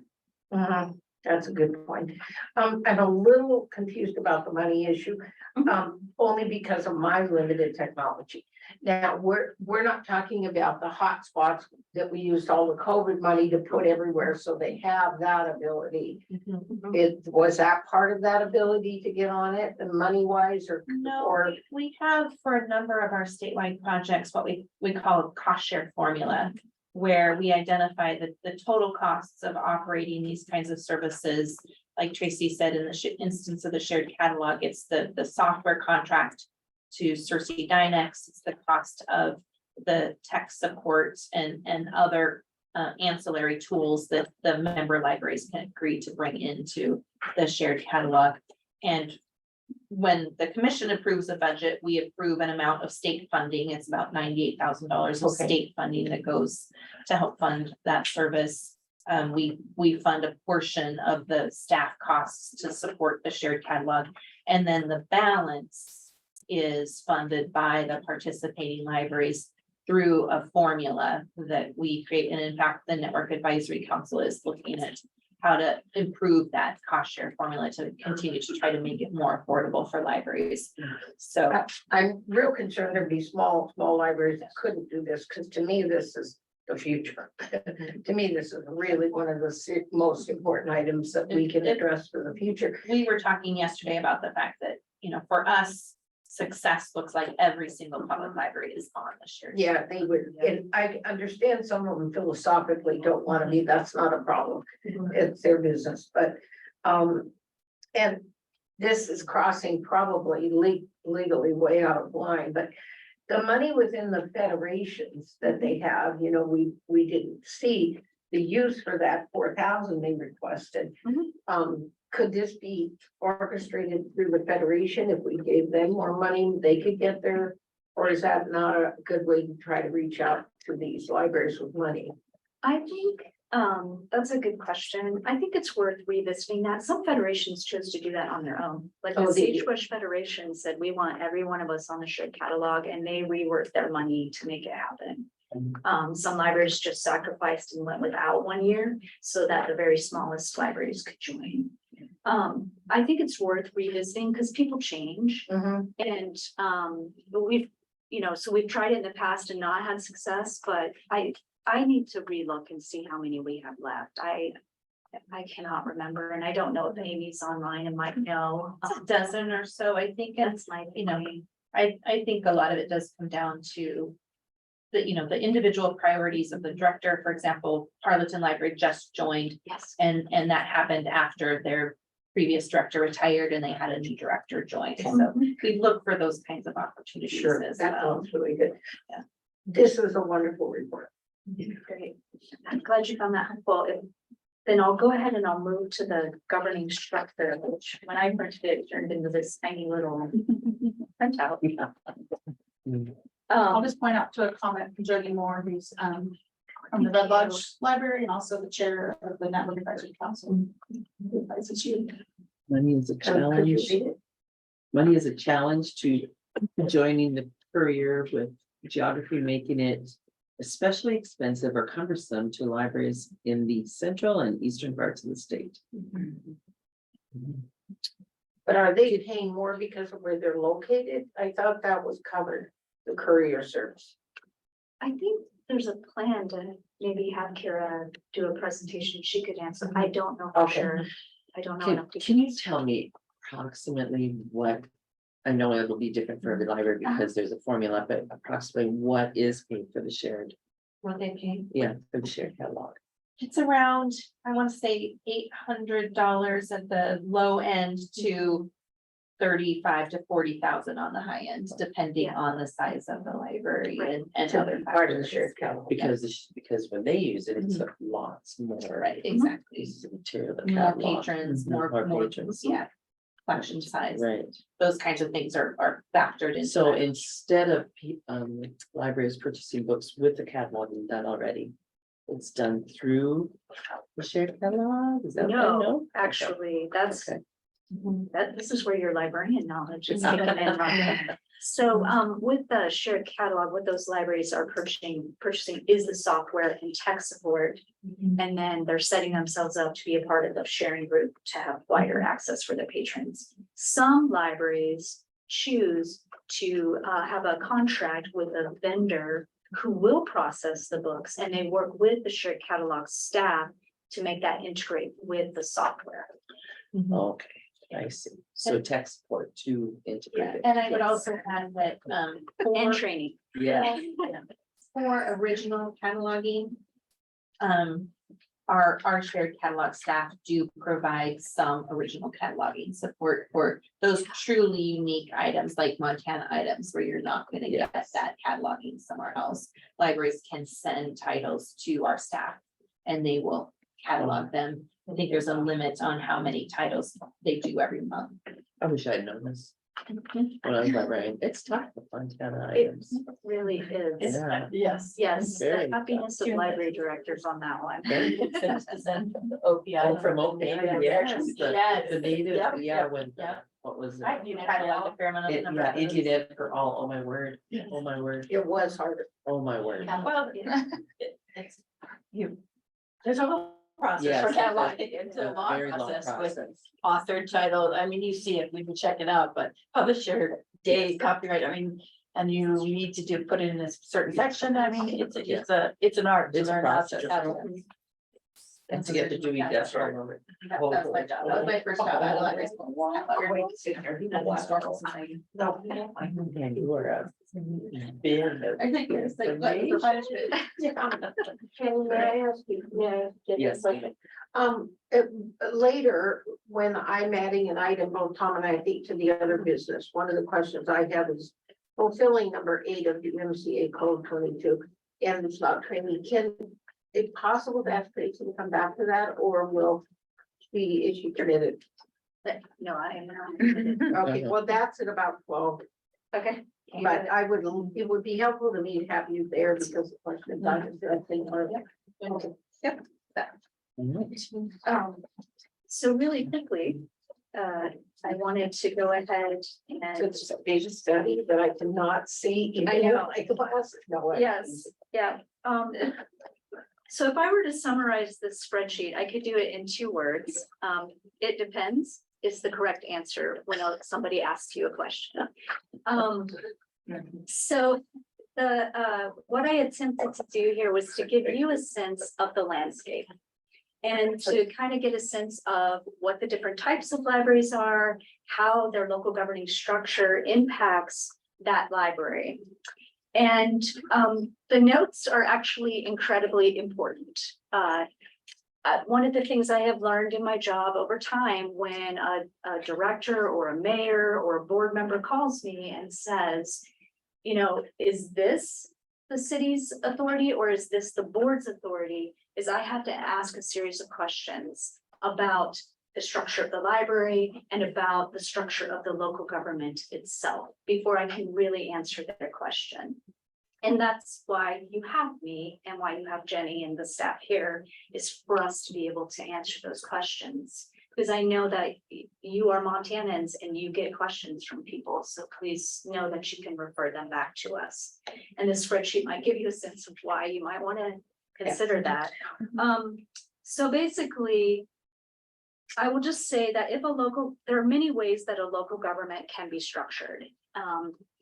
And that is laid out in the Montana Code. If a local government is what is called a self-governing charter form of government, that means that the community at some point voted on a charter that spells out the powers and duties of the town council, the mayor, if there's a city manager, and boards. That is important because that will somewhat override the Montana Code annotated in terms of the powers of a board. So to give a very concrete example, the Billings Public Library, Billings is a self-governing charter. In their charter, the library board has become what is called advisory. So they can advise on policy, they can advise on services, they can advocate for the library. They don't have budgetary authority. Meaning they don't really set the budget. That is worked out with the director and the city manager as part of the city's process. Now, most libraries in Montana, as you can see, are city or county, and they are in the more standard types of government, which is like a city council and a mayor or a county commission.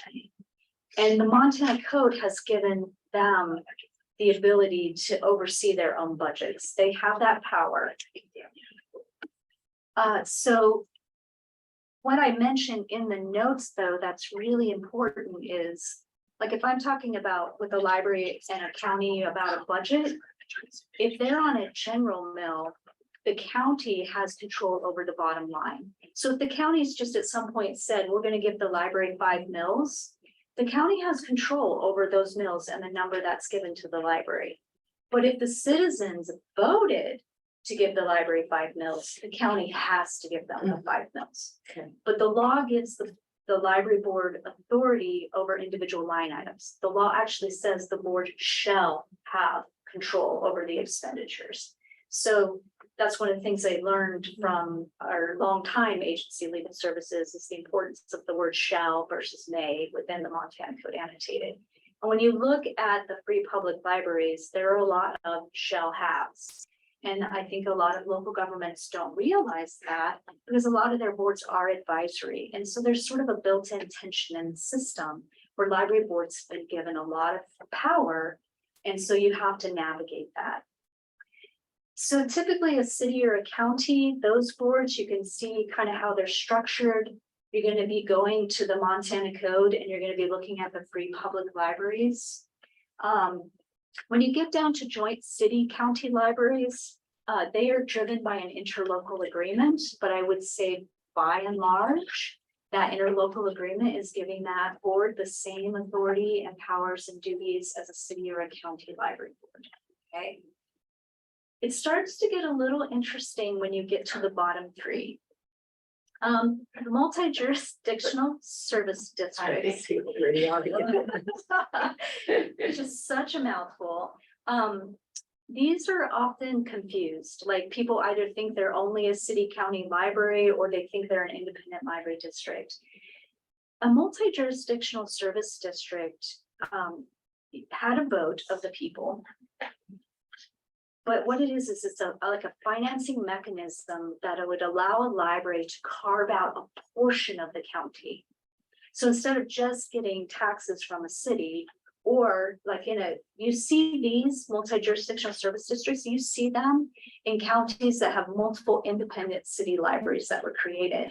And they realized they needed more funding and they serve usually outside the boundaries of the city. And so what they did at some point was they said, we are asking the people within this school district boundary if they will pay X number of mills for library services. And then they become this type of multi-jurisdictional service district library. They can look very different. Some of them look so independent, you would think they were an independent library district, but the way you can tell is they have an interlocal agreement and their board members are appointed, not elected. And the law specifically says that they're going to follow the Free Public Libraries Code. So that's just kind of something that a lot of people don't realize. Can you give us an example of a town that would do that? Oh, yeah. So Hamilton, the Bitterroot Public Library is a multi-jurisdictional service district. Phillipsburg. So they just voted for its school district boundaries is what they're using. So Phillipsburg was the most recent one to go through this process. An independent library district, there's only 4 of them in Montana. This did take a vote of the people and they actually exist in a different part. The best example I can give is their board is like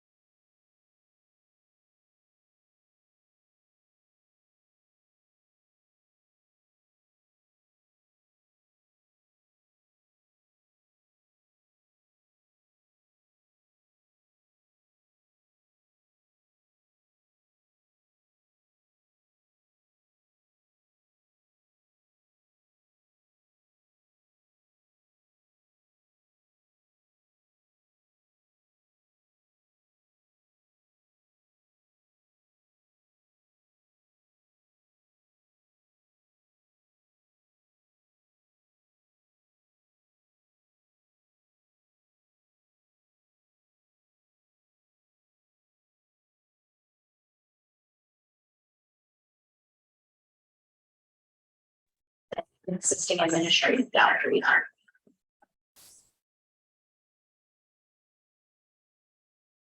And then the final type, school public libraries, that we do have some of those in our small communities, like Gwinnett, the Petroleum School Public Library is an example, or Drummond.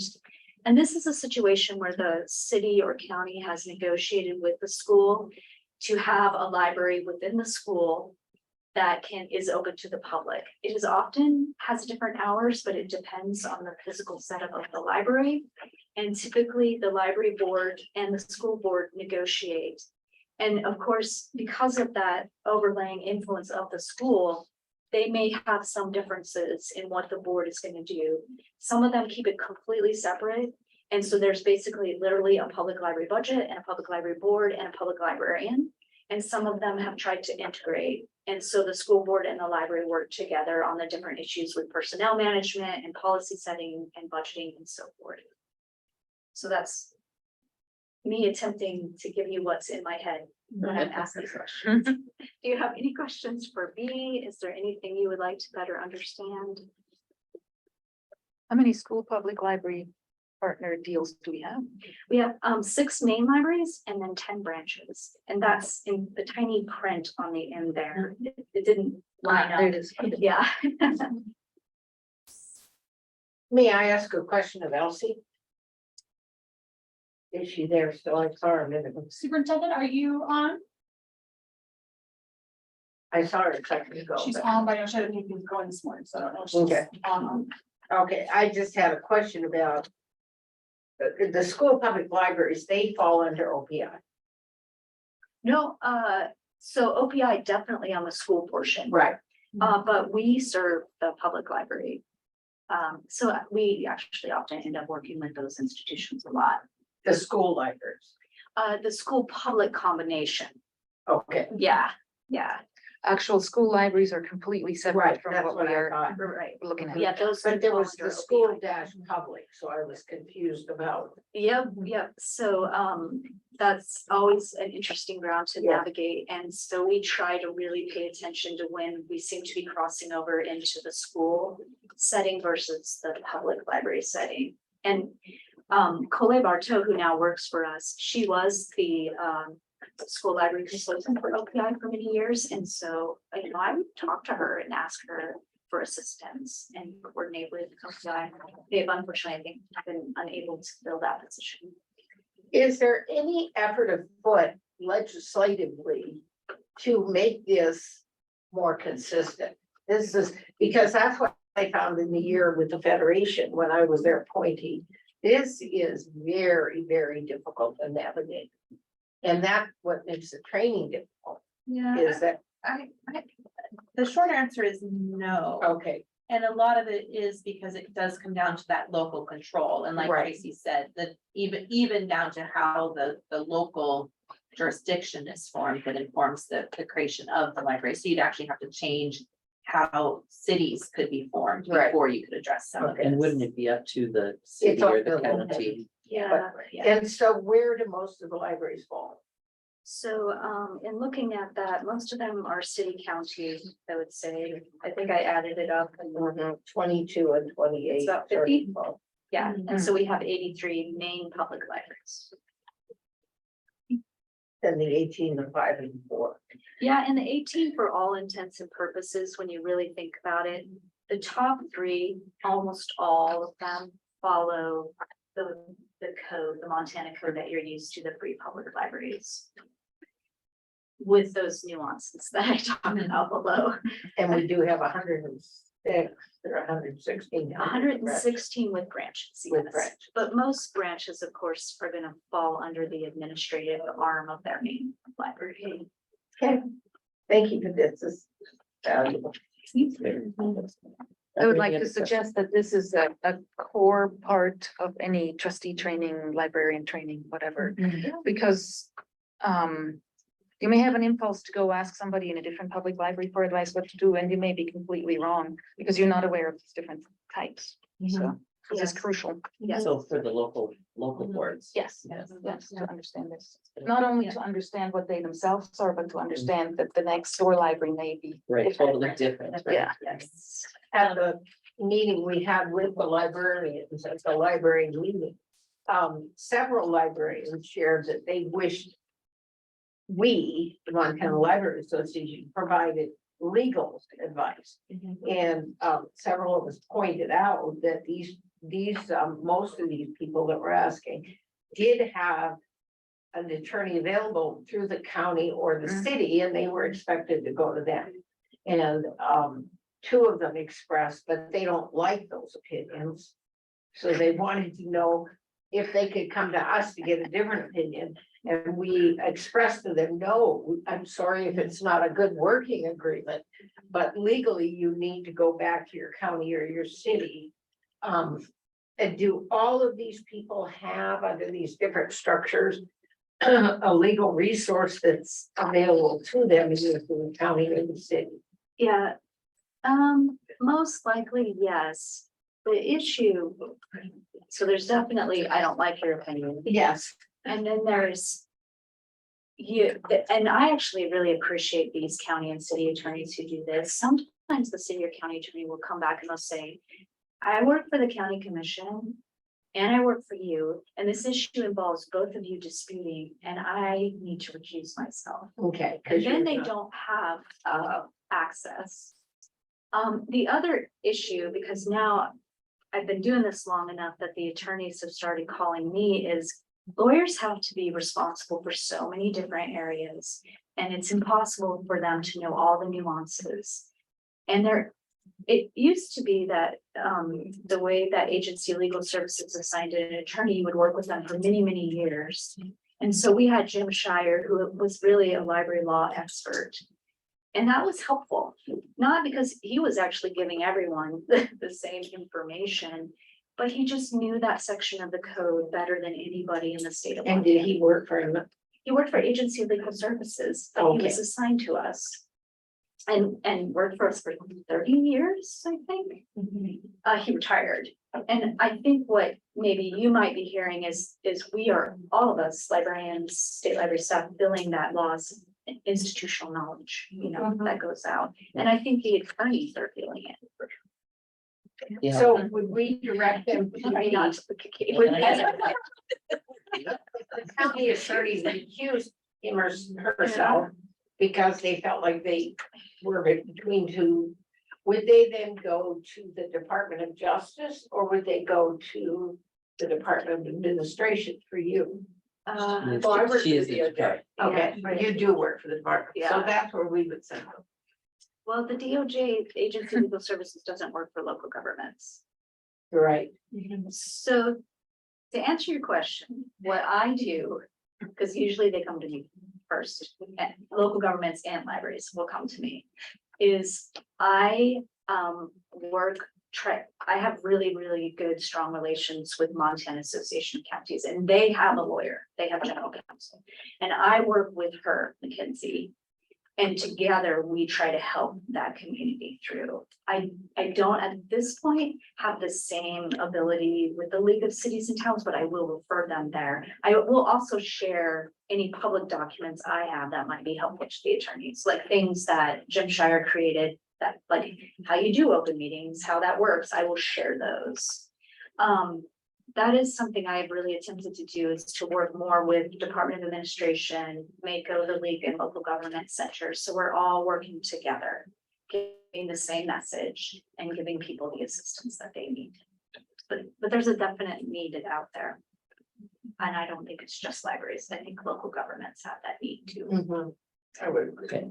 Okay, should we move on to the Federation study? Yes, Tracy?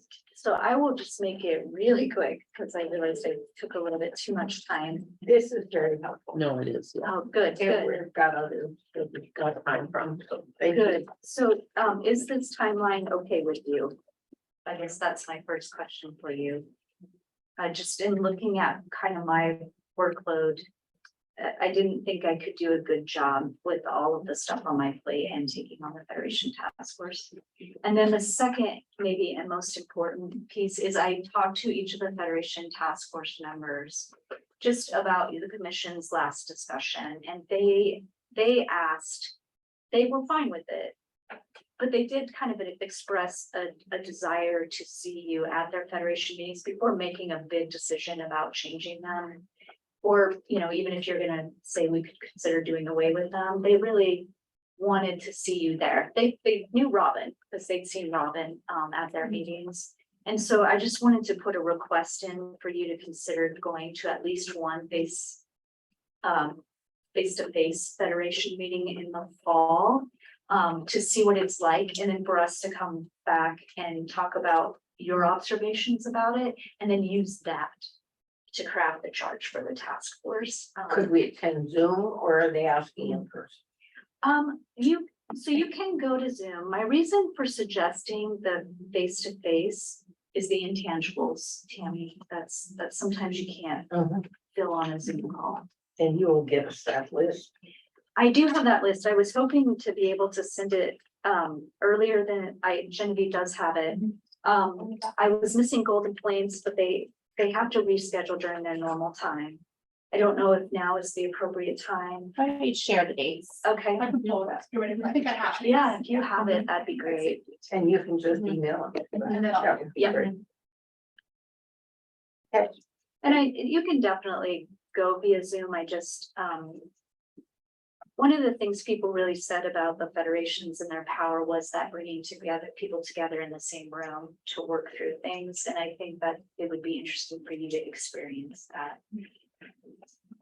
And you are our person now. Yeah. And I went to my federation last fall. Yeah, actually, when I asked this Carmen, I was like, well, Carmen actually does go to them, so. So these are the meetings that I have so far. Broad Valleys and Tamarack only meet via Zoom because they do their face-to-face sessions in the spring. Oh. Okay. And as soon as I have Golden Plains, I will send that to Jenny. Okay, and we will receive. And we can send this out. Yeah, thank you very much. Tom, they were sharing that they'd like us to attend some of these in person. At least one, if you could. Yeah.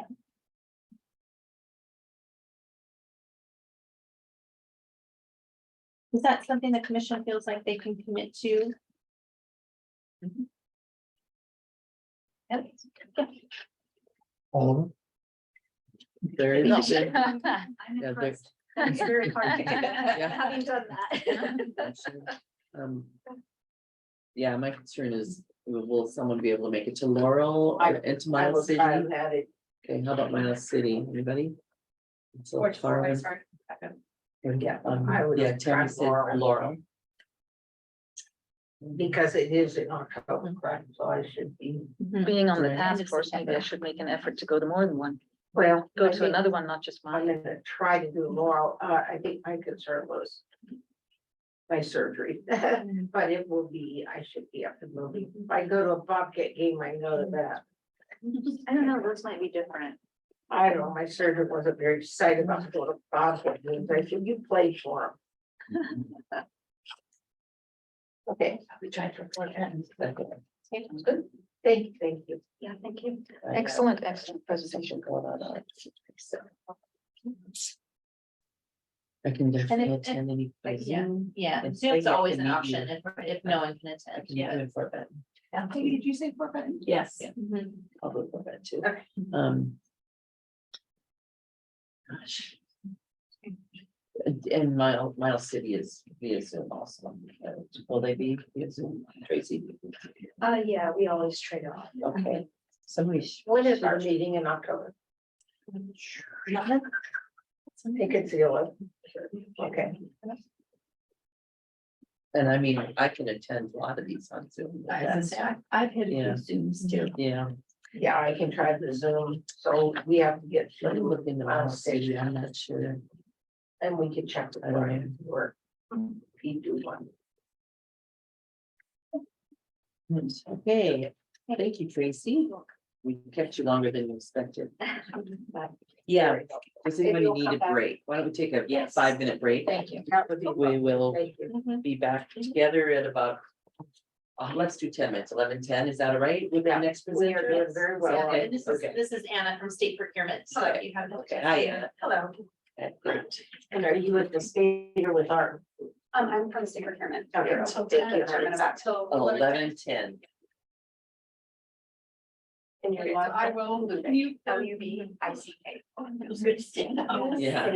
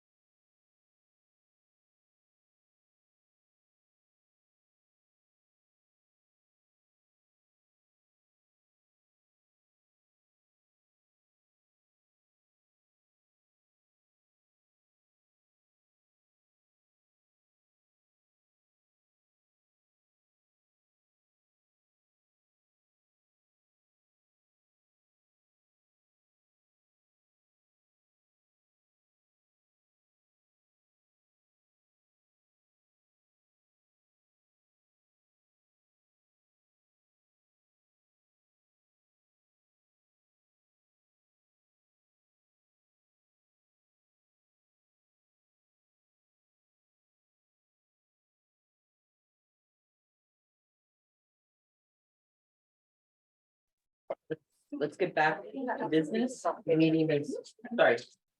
Meeting is called back in session at 11:11 or 11:12 approximately. And we would like to welcome Anna Lubick.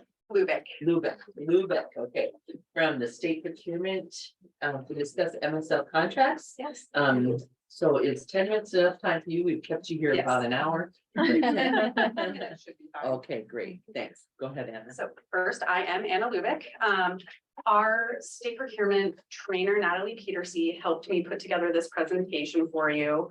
And this is our email address, website, and where you can contact our help desk in case needed.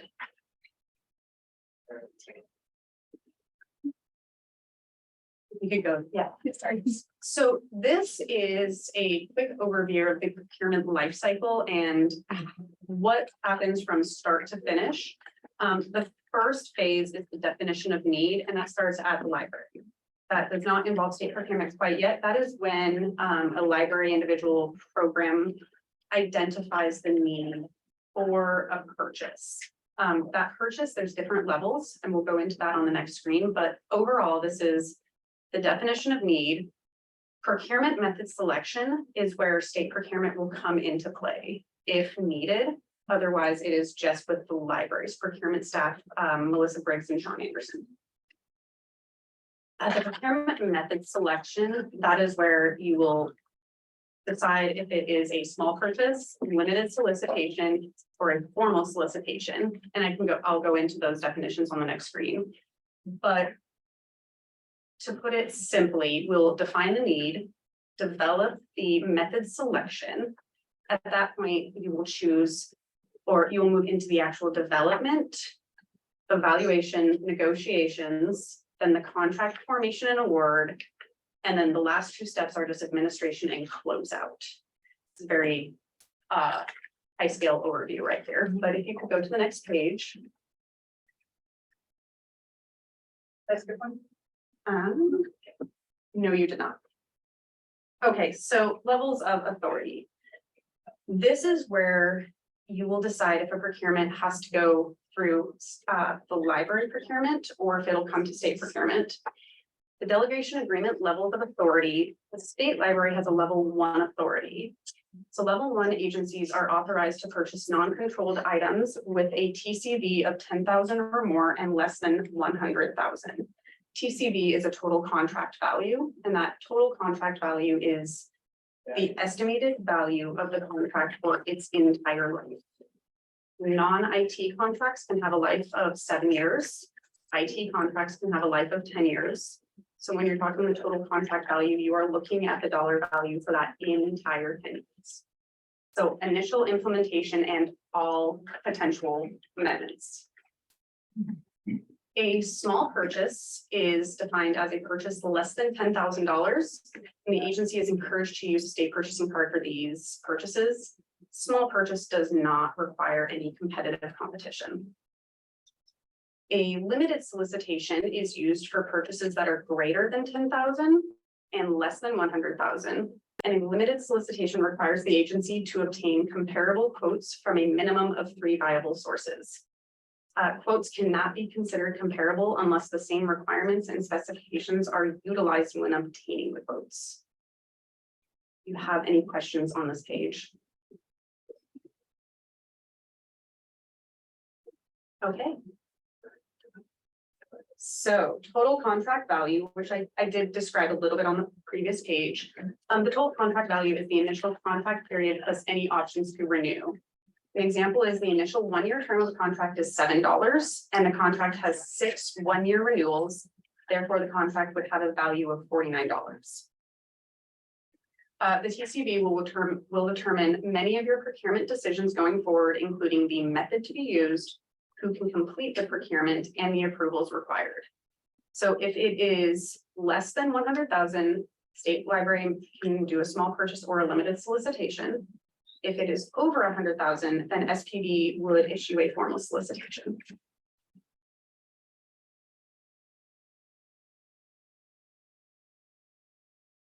Genevieve, can you move the participant out of the way? Stu. Thank you. Okay, so one of the ways the state library can do purchases is limited solicitation. This authorized in a procurement delegation agreement, level 1 agencies may procure supplies or services with a total contract value of 10,000 or more and less than 100,000. Quotes can be oral or written. They can also be, you can also utilize our e-procurement system, Emacs, to conduct a limited solicitation. I've worked closely with Sean Anderson, which is the grants and procurement for library. And anytime he has any questions, even within his own role, he's reaching out, which is really, really nice. In this instance, the agency will determine what is needed for the item or supply and then call 3 different contractors to get their prices and any additional information. We have had situations where we'll conduct a limited solicitation through our e-procurement system and not get a total of 3 quotes. At that point, typically I prefer if an agency continues to try to get to that 3 quotes. If they can't, and it is a situation where it's very apparent that is the only vendor we can purchase from, they can move forward. It is important that the person completing the limited solicitation provide each vendor with the same requirements and specifications to obtain comparable quotes. This allows us to actually compare apples to apples. So we are getting the same service from one vendor and a second vendor, and the only difference is the cost.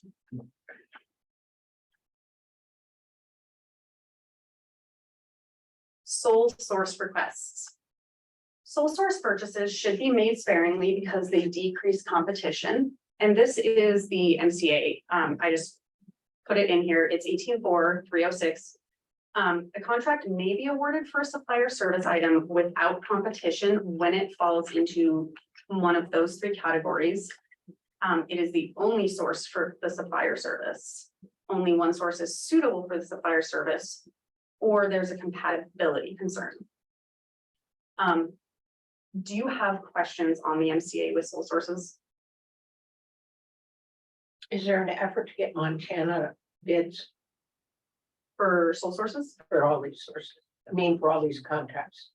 So Montana does not limit competition for geographic states for geographically. We are typically getting quotes from both in-state and out-of-state vendors. But we have no encouragement or mandate to No. purchase within Montana. No, Montana does not have a reciprocal preference. There are caveats, of course, with Montana food.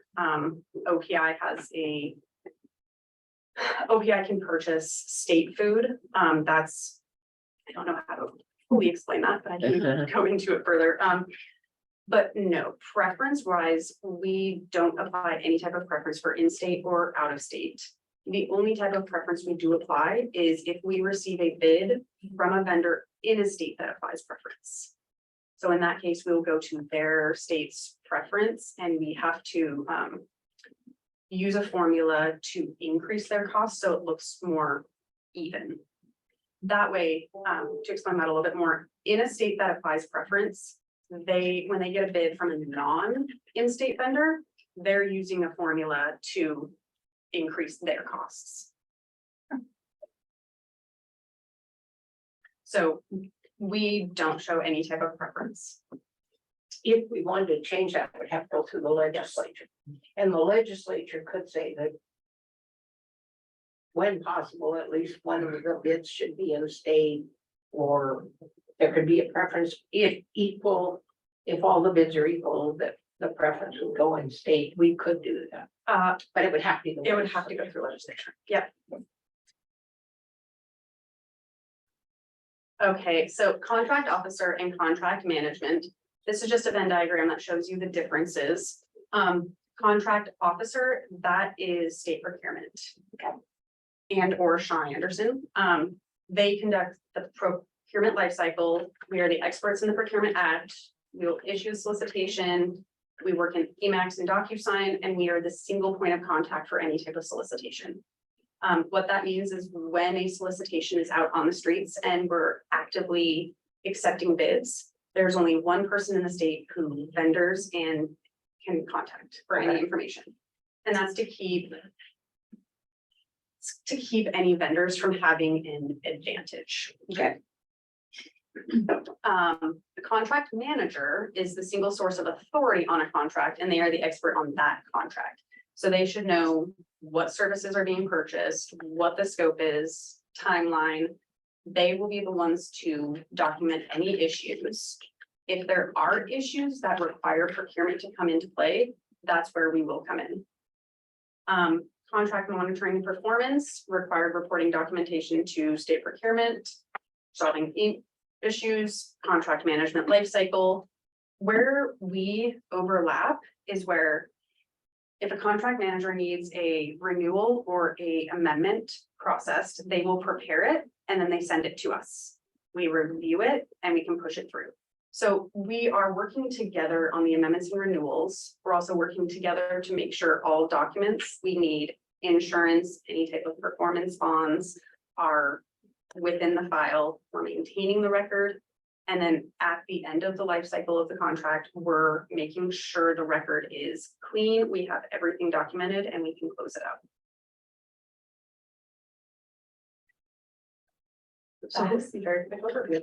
So who's the contract manager? So contract manager, that is up to the program. So I work with a lot of agencies who have project managers set. A lot of times the contract manager is that project manager and they are communicating constantly with procurement. So it's whoever's in charge of the particular project that. Exactly. Okay. Exactly. There have been a couple library projects that I've worked on where my procurement contact is Sean, and I'm using Kara as an example because I've worked closely with her. Kara is the program manager and the contract manager. So she has the most knowledge about that contract. Sean has more knowledge about the procurement. And then Sean and I are working together to make sure if there are any issues, the contract needs to be changed, that we are following the solicitation as well as the law. My question is probably shows my ignorance on this project. It seems like you have a huge variance between 10,000 and 100,000. That's like, I mean, that's just a huge variance. How do you decide? Jenny, how do you decide what has to go to procurement with that huge? We work closely with procurement always. Yes. And we'll look for their guidance on, you know, even if it's something that, you know, could be done as a sole source, we'll ask them, you know, is that your opinion on what's really appropriate? So we lean very heavily on state procurement. Yes, to give us anything over those- 10,000, you started talking to them and we talk through them. Absolutely. And then we use the state contract tracking system to track all of those contracts and all of the documentation. So- Absolutely. The library is one of the agencies that does use sole sources quite often. That is because there are so many systems that are very unique and can only be utilized from one vendor. In those cases, sole sources are one point of contention across the state. We don't like to decrease competition. But one thing, Sean has been very, very good about reaching out to our office and saying, we might have a potential sole source. Do we do more research? Should we do an intent? Do you think we should just submit it? Sole sources need to come to state procurement. Well, if they're within your authority, you can approve them. If they are over your authority, so over that 100,000 mark, that's when it comes to state procurement and the sole source committee for review and approval. We are willing to review under the 100,000 mark if needed. So one thing that Sean has been very diligent about in the past year is sending us we have this sole source coming up. We think this is a viable sole source. Would you review it and see what you think? A lot of times we'll come back saying, this does look like a sole source. There are some outlying questions. We'll recommend an intent to sole source, which is a type of solicitation that we'll put through our e-procurement system. And it just says, hey, vendors of the world. Okay. We're considering this sole source award. If you are capable of providing these services, please let us know. And if they are, then we'll move into a formal solicitation. Yes. How do you get the word out? Because I noticed, for example, on this, that we have a contract for $5,000, I think it was, or with the city of Seattle. Or 95, was it? I have a hard time reading without a line here. I had it, and I lost it.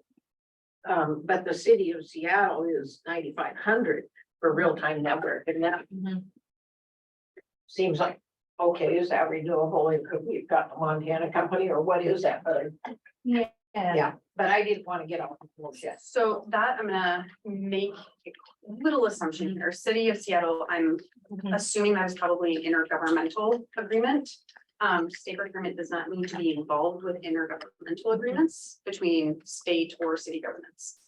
We review them, and during our compliance reviews, we do check to make sure. We do compliance reviews, and we do that, we'll check not only levels of authority that state procurement is involved with, but we also check levels of authority that we are not involved with. And ensuring that records are maintained, competition was adequately provided. Yeah, and I'm happy to answer any questions you might have about some of those contract details. Hey, are there any other questions? May we get a copy of your slides? Yes. I have it, so I can. pull it. I would really I would like Thank that you. too. Yeah, And yes, we are available for any questions. I'm just really grateful for state procurement. They're such a great partner and such a great resource for state government. So thank you. We, so much. we really, really like working with the library's procurement. Thank you. Thank you. Thank you. Thank you. Absolutely. Okay, next is Director Giles. I had a question on this topic. Yeah. This one, Which one?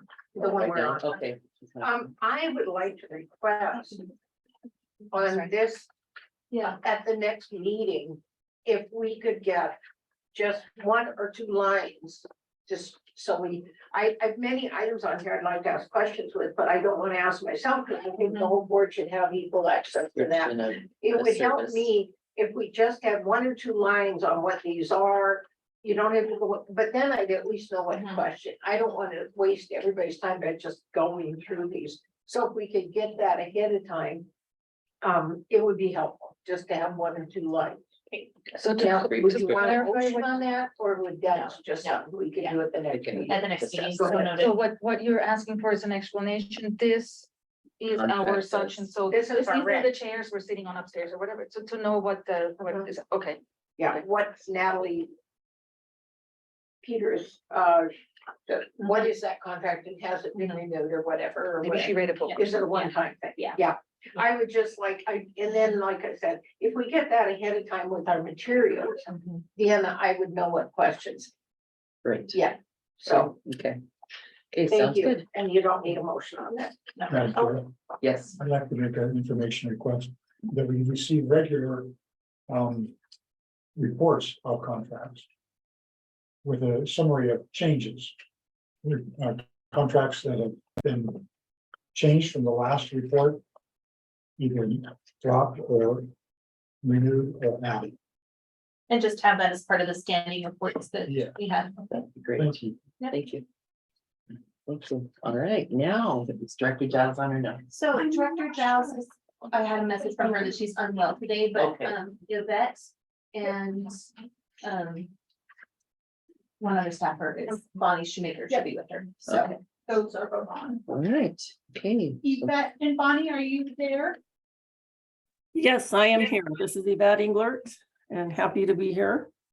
And Bonnie is here as well to answer questions about compensation or anything else like that. So, so Jenny, my understanding is that the commission had a discussion or wanted to talk a little bit about managing remote workers, that type of That's correct. thing. Okay. That's correct. Okay. So I'll go, I won't spend too much time, but I can give you a little bit of history of where we've been and where we are.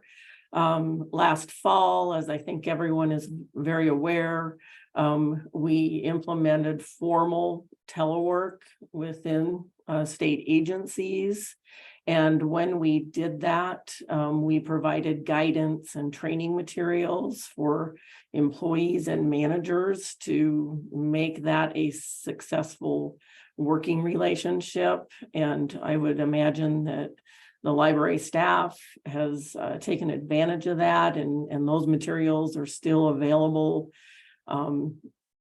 to employees and managers in the talent system under the learning management part of the talent system. They're all out there and can be reviewed. But I guess what I would kind of emphasize, and managing folks who are teleworking, it takes a little bit of extra effort, and kind of some guiding principles in that realm would be to really well-defined goals and what deliverables are, and have regular and frequent check-ins with your employees on those weekly one-on-ones, to just check in and just go over those expectations. And we have tools for that as well in the performance management system to do both annual formal check-ins as well as annual reviews. And I would imagine the library staff is utilizing those tools, but they are definitely available to them. But again, I think it's defining expectations, having frequent conversations with employees on just how things are going, and really establish expectations for communication, whether that be daily, every other day, just checking in with them. So I don't know if that's answers your questions on this topic, but again, State Human Resources has a lot of resources and guides and training on this topic. If the library folks are interested in revisiting that as a refresher, and State HR is happy to assist. Are there any guidelines or limits, or each agency is probably very different? I'm assuming if you're working in IT, it would be relatively simple to be remote. So do we have any guidelines, job descriptions, and anything that would? Yeah, I can talk to that. So when we implemented the telework option for state employees, all job occupations were evaluated, and they were determined on how many days per week they would be eligible to telework. So for instance, IT professionals generally were allowed 4 days per week, and with a 1 day week requirement in office, where accounting techs, they may be 3 days a week. So there are options if, depending on the role and the ability to telework, let's say you have a very paper intensive role, because we found that in some agencies where maybe they didn't have the setup quite yet to do 3 days a week as an accounting tech. So maybe they could only do 1 or 2 to be effective in their role. And that was really management discretion to see if that works for them, with a goal to try to get them to, their eligibility number of days if the employee had the interest to do so. So we're still working through that process, and all the agencies have the opportunity to move in that direction. So again, what we're trying to do here is really attract and retain employees, as telework is a desirable type option in the workforce and labor force today. So we're trying to accommodate that, and so that we can retain our employees. And obviously there's going to be some employees have no interest in teleworking, and we ran into that as well. And we want to accommodate that as well and provide them a workspace. If it doesn't work for them, let's say they don't have appropriate internet at home, or there's just a lot going on at home. Maybe they have a spouse who teleworks and it doesn't work for them. So we want to accommodate that as well. Yes, go ahead. I have a question for you about, about how much has this been taken up? What's take up like, and does that leave our brick and mortar overbuilt? Statewide. So can you ask again? I'm not sure I heard the entire question. How many eligible employees are taking up a considerable, are taking advantage of remote work? And is that emptying buildings? Okay, yeah, so I can kind of give you a summary of that. We probably, I'd say across the enterprise, we have of the occupations that you would assume, you know, are telework eligible, we probably have about 6,500 eligible. You know, probably 6,000 to 7,000, somewhere in that realm. And I would say probably at least maybe 70% of those folks are doing some version of telework.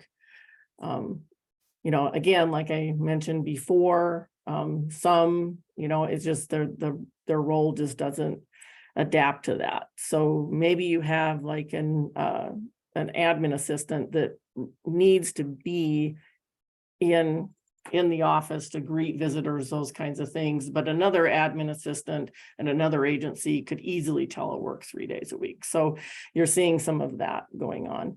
And then I think you asked a little bit about space. We are moving into the space component of this project at this point, and we are going to start to make some renovations based on House Bill 856 delivered $50 million worth of funding for renovations. And we're going to start to move into that process next month.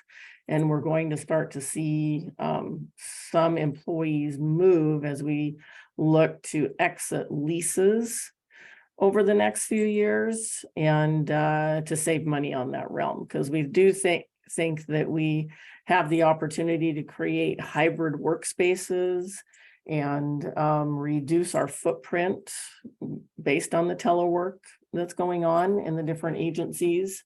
And we are happy to provide Jenny kind of an update on that plan. We met with the cabinet agencies actually earlier this week and kind of rolled out our initial plan and proposed spaces where different agencies would reside and what moves would occur. And Jenny, I'm happy to share those with you for reference. And but again, it doesn't touch the library space at this point in time, but happy to share that with you for your reference. Follow up, Go ahead. is that, what statewide policy, or is it statewide, or is it agency by agency on flex hours? If somebody would prefer to work from 6 to 2 rather than 8 to 5, are they allowed? Or from 10 to 6 or noon to midnight? And do we have adequate timekeeping systems for that to be reported live to managers? Yeah, so what I would say is that would be up to the agency management, whether that makes sense for your agency's mission and the ability for employees to collaborate together, whether they would allow wide swings in schedule. So that's really the agency's call on that. If you prefer to have kind of your core folks together from someone like, 7 to 6 with some core hours, that they can collaborate from 8 to 5, that's your call. And so there isn't any kind of formal policy on that from a statewide perspective. That's agencies management's discretion on what makes sense on how you're going to meet your mission. And then as far as tracking that, and Bonnie, you can correct me if you know more about this, but I don't think that we're at that level of detail as far as saying that someone is working, say, midnight to 7. We're just basically capturing hours per day that they work. That's correct. We're capturing hours. availability when an employee says that they're going to be available, that's kind of noted. But otherwise, we're just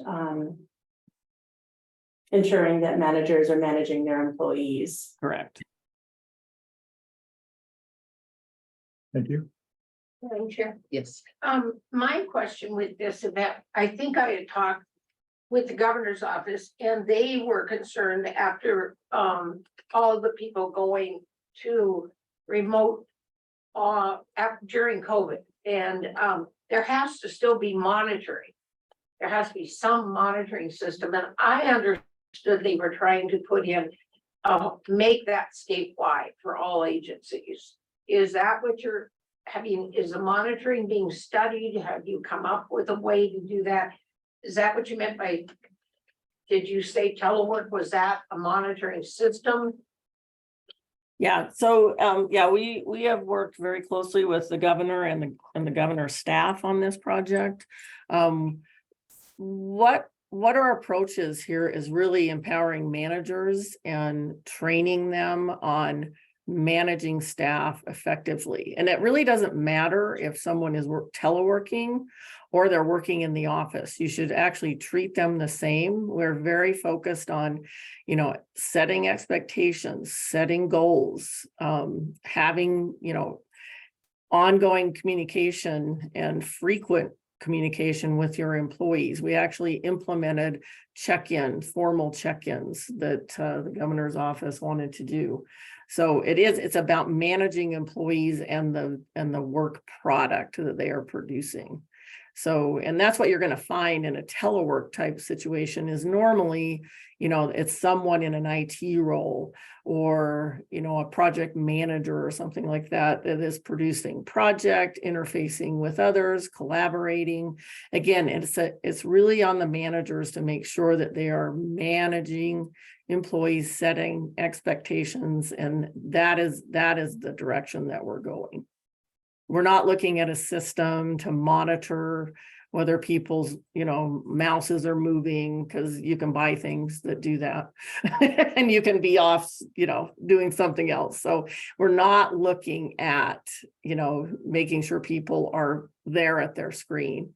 It's really about managing, what people are working on and what the expectations are. And what are the expectations for that employee to be communicating and in touch with either their coworkers or their manager on a regular basis. They're available when they say that they're working, those kinds of things. We're not looking at a system to monitor every day.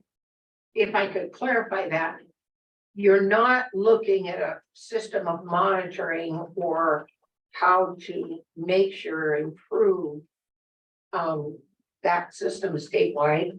You're leaving up to the individual manager. I thought there was an effort afoot to do this statewide, but you're telling me no, we're just leaving it to the managers. Correct. And we've provided training and guides for people to do this successfully. And if Jenny feels that maybe it's not working with one individual or the other, then that's a conversation and it's resetting those expectations. This is what the expectation is for work and to be in touch and available. I think that works well. And in our research and with our partner with Deloitte, they have validated that. That's the best approach that you want to take in this circumstance. Yes. Question for Jenny. So what's the uptake at the state library? How do we look in comparison if it's, how much of the state library workforce is those eligible workers? How many people are doing it? Is it popular? It's very popular and we just completed the documentation process that the state requires to verify everyone's telework agreements, and we have an online dashboard that shows how many staff are, fully in the office, fully remote, or hybrid. And I think Sharon's on that could have provide those numbers for you. So I think the other thing for the commission to know is we've had remote staff. Tracy mentioned that we first hired consultants in the mid-90s. that was the first time we had remote staff. So we've had remote staff for decades and have been very successful in our ability to recruit and manage and retain remote staff. And part of it is just the geography of the state, having staff that are out and available to libraries and to local governments. So I just really want to echo what Yvette has said. We have staff who set goals and objectives. We're using the state's talent management system to document those goals and objectives. Our managers are meeting regularly with their staff to, do weekly check-ins on the day-to-day activities, but also progress on achieving those goals and objectives. We also require all of our staff to complete annual reviews of all of our staff. When issues arise, and sometimes issues arise, we have resources, including state HR, that can help us address those resources. And I think too, the reporting we give to the commission and others, the legislature and others, is really our measure of how effective our staff are at meeting those kinds of objectives. I think the other point that I wanted to make is of that raised the point about just the importance of communication expectations. And one of the things that the state did very, very well when COVID first occurred was adopting tools like Microsoft Teams. So our staff are in regular and constant communication with one another through Teams. So, they're meeting at set times, but they're also just chatting constantly all day long about what's going on. So it's very apparent when staff are available and working with one another. Just little comedic relief when it was mentioned about the mouse and the measurements. I just saw a mouse taped to a Roomba, in your home. To do that, you make rules like that, we'll find a way. Yeah. People will find- Yeah, oh my goodness. Yeah. Jenny, are some of the staff members that are assigned offices in here remote part of the time? We have some hybrid work offices. Okay. So kind of that hoteling motto where people can work part-time remotely, or like, we have office space for Tracy when she comes down from Great Falls where she can drop in and do her work here. And then we do have some staff, like Yvette said, who might work 4 days remote and have office space to come in, or vice versa. They might work 4 days in the office and 1 day remote. Any more questions? Yes, Tom. Madam Chair, question for Yvette. Timekeeping, daily timekeeping, hour keeping, reporting to HR and for paying of the bi-weekly, I guess it was, salaries. My observation over the last 10 or 15 years is that it's still a clipboard operation. And that there's a lot of reporting by verbal or by, if you use the computer to enter your time, it's still volitional. You say, well, I guess I got here at 7:45 and here it is noon. I'm gonna take a break till 1:15 and I'll be working till maybe 5:30. At the end of the day, the employee might make this entry, but it's still just basically a computerized clipboard. Are other states utilizing stuff like Chronos with remote timekeeping function, which gives employees a lot more flexibility and managers a lot more information in the immediate time? Who's on, who's off? You got to run your kid to the softball game. You sign out, you're back. It seems like it's time to move into this better way of timekeeping. I think it resolves conflict between employees and managers. So there's not a question. Well, I didn't see you coming in at 7:45. Well, I was here at 7:40. There are inexpensive. I don't know how inexpensive, but I believe that as a manager, you would save your money on the bookkeeping end to implement these things. Thoughts on that? And you are correct. We have a system where the employee reports their time, but it really is up to the manager to ensure that time that is reported is accurate that is for the manager's role to ensure that we're paying those funds appropriately. I am very familiar with some of the other types of tools that are out there. Before starting in state government, I worked for a manufacturing plant that ran 24/7. So yeah, there's a lot of different tools out there to capture when folks arrive and when they leave. I think far and away, and I would put the library folks in this category that, you know, we see that they are professionals and we always expect that employees will estimate their time accurately, but it is the manager's role to ensure that that time is reviewed and approved appropriately. So we are at this time not looking to implement anything beyond what we have today in the near future. So we're planning to stay with what we have at this time. Thank you. Okay, any other questions? Carmen? Yvette, are you aware of other departments within the state that are using something? I'd have to time? defer to Bonnie on that because she may have more knowledge beyond D of A here.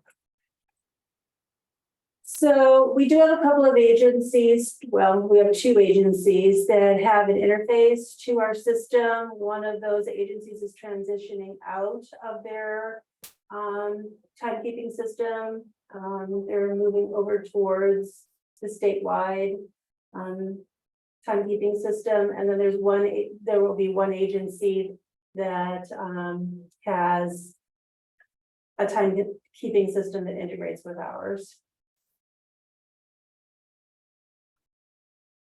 So there is a statewide timekeeping system? Now I'm confused. I know we didn't have one. It's a system where we go in at the end of every day and enter the number of hours that we worked that day. Yes, that's. Okay. You do that personally. We all do that Yes. personally, right? At the library, everybody, Every state employee does that. okay, I was understanding there wasn't anything, that it was, Well, it is. That's the online clipboard, basically. okay. But it's all based on The honor system, honor system. professionalism. Yeah. Any other questions? All right, thank you. Question. Yeah, yes. For you, Yvette. What is that other system that integrates with the state's, what is it, Sabres? The privately provided. I assume. I think you're asking about, Bonnie referred there, we had 2 agencies using different.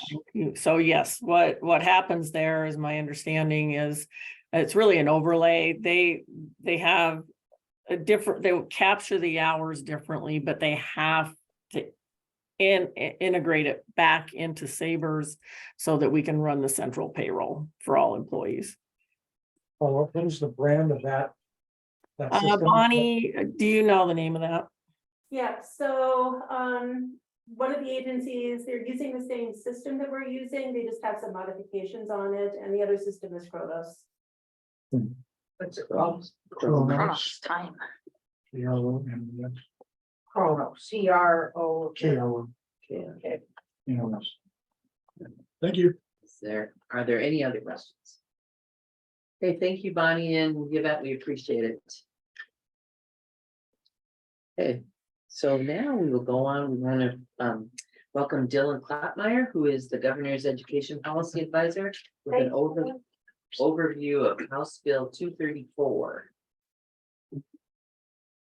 Chair, I'm going to pass out a copy. I think there's not there, at least for the commissioners, of the bill. It's great to be back with all of you again. Just for the record, my name is Dylan Klopmeyer. I'm Governor Gianforte's Education Policy Advisor and liaison to the State Library. And the commission requested that I come give a brief update on House Bill 234, which passed this past legislative session. So the bill that you have in front of you, is there enough copies? Or should we pull it up on the computer? Okay. It was brought by Representative Phelan to make adjustments to Montana's longstanding section of code related to preventing the dissemination of obscene materials to minors. The bill in front of you, if you want to go look at it or search it online for keywords or anything, it's available at ledge.mt.gov. You can search House Bill 234 there. And I believe Montana Code Annotated is now updated since this bill was signed into law. And so it's in Title 45 of Montana Code Annotated. Before I get into the bill, just want to clarify a few things for those commissioners that might not be familiar with reviewing bills. Title 45 of Montana Code, which is where this bill made changes, deals with all of the state criminal offenses. And it's separate from Title 22, which is the section of code where the state library laws are located. I think this is important because neither this bill nor the section of code that it made changes to references the State Library Commission. And I guess I would initially offer some caution and just say that the state library probably shouldn't give legal advice to local libraries on this bill or on other pieces of legislation that passed. Typically, if local libraries or school districts or whoever are seeking legal advice on a bill, they should work with their counsel or with their county attorney. And I don't know if Superintendent Arntzen is online, but OPI last week had their chief legal counsel give an overview of this bill on kind of a teletown hall. And said a similar thing, which is that OPI, won't be giving legal advice to local districts on this bill. So we could just kind of walk through the bill. It's about 7 pages long. And the reason it's that long is to kind of give some clarity to what the existing language in law was and then what was changed. So even though it's 7 pages, there's actually only a few minor changes that were made. So the language that you see on here, starting on the first page with obscenity, that is all existing language that's been on the books for decades. And so there weren't many changes made to that. Where you'll see the changes is if a line is underlined, that means that new language was added.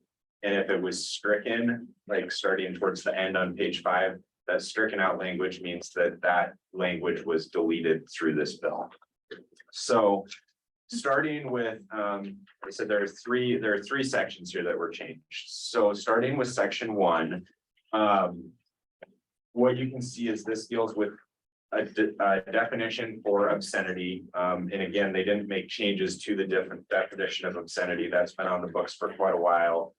What they did is if you go all the way towards the bottom of page 2, but before you get to section 2, you can see that they simply added school districts to a list that includes cities, towns, or counties may adopt ordinances, resolutions, or policies that are more restrictive to obscenity than the state provisions in here. So what that did was give school districts, and so libraries typically, Jenny can correct me if I'm wrong, but libraries typically fall under the counties. So this doesn't change anything to do with libraries. It just clarifies that in addition to cities, towns, and counties, school districts may adopt more restrictive definitions for obscenity at the local level through their local boards. That's all that was changed in the first section. The second section relates to definitions. So we're still in Title 45, Section 8 here. So similar area of code, but a slightly different subsection dealing with 205 instead of 201. So you can see all of the definitions that were already in law here. What they did was add a definition for commercial establishment. And that's important because when we get to the next section, section 3, dealing with the dissemination of obscenity, it referred to commercial establishments. There wasn't a clear definition of what that meant. So this bill provided a definition for commercial establishment, which I think is a pretty common definition that most of us would agree is a commercial establishment. And then they clarified that a commercial establishment does not include a school, library, or museum. They added that same language down on page 3 with regards to an existing definition for a newsstand, but those are less common nowadays. So newsstand and commercial establishment are pretty similar definitions, but this law made it clear that those definitions do not include a school library or museum. So that was what was changed in section 2. The final section, section 3. You can see this deals with public displays or dissemination of obscene material to minors. So back in section 1, we had our definitions for obscenity, what violations of that might be. This is specifically dealing with the dissemination of obscenity to minors or obscene materials to minors. This is where there was some confusion, and you can certainly go back and watch the the hearings for some legislative intent. It was very confusing. Yeah, it may or may not clear anything up for you. But this section, my understanding, the intent of this section was to deal with commercial establishments. You can see that up towards the start of section 3 on page 4 there. This section was meant to deal with commercial establishments, which we now have a definition for. But there was language in here referring to schools, colleges, universities, museums. It was confusing because, again, you don't think of those as being commercial establishments. So what this section does is it crosses out all of those references to entities that are not commercial establishments to avoid confusion there. And says, again, that cities, towns, counties, or school districts, again, libraries being included of that definition, counties, may adopt ordinances that are more restrictive than this state policy here. So I do think that provided a little bit of clarity. I'm happy to answer any questions, but functionally, my takeaway is that this piece of legislation simply clarified longstanding laws related to the definition, dissemination of obscene materials to minors. But it shouldn't have any impacts on libraries, schools, or museums. Really, this bill did two things. It authorized local cities, towns, counties, and schools to adopt more strict definitions than the state. And it clarified that schools, museums, and libraries are not commercial establishments for the purposes of specifically section 3 here.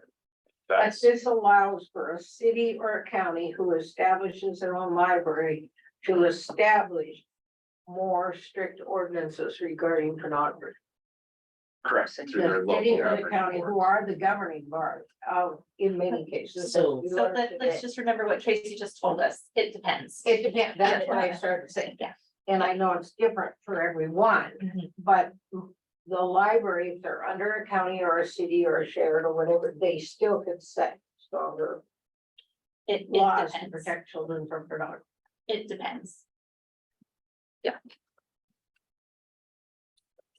Was that allowed before?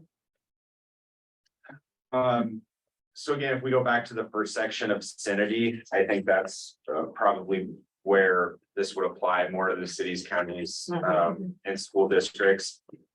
Under section 1, cities, towns, and counties already have that authority, so this just added school districts. So they've already had it, but we didn't delete it or add to it.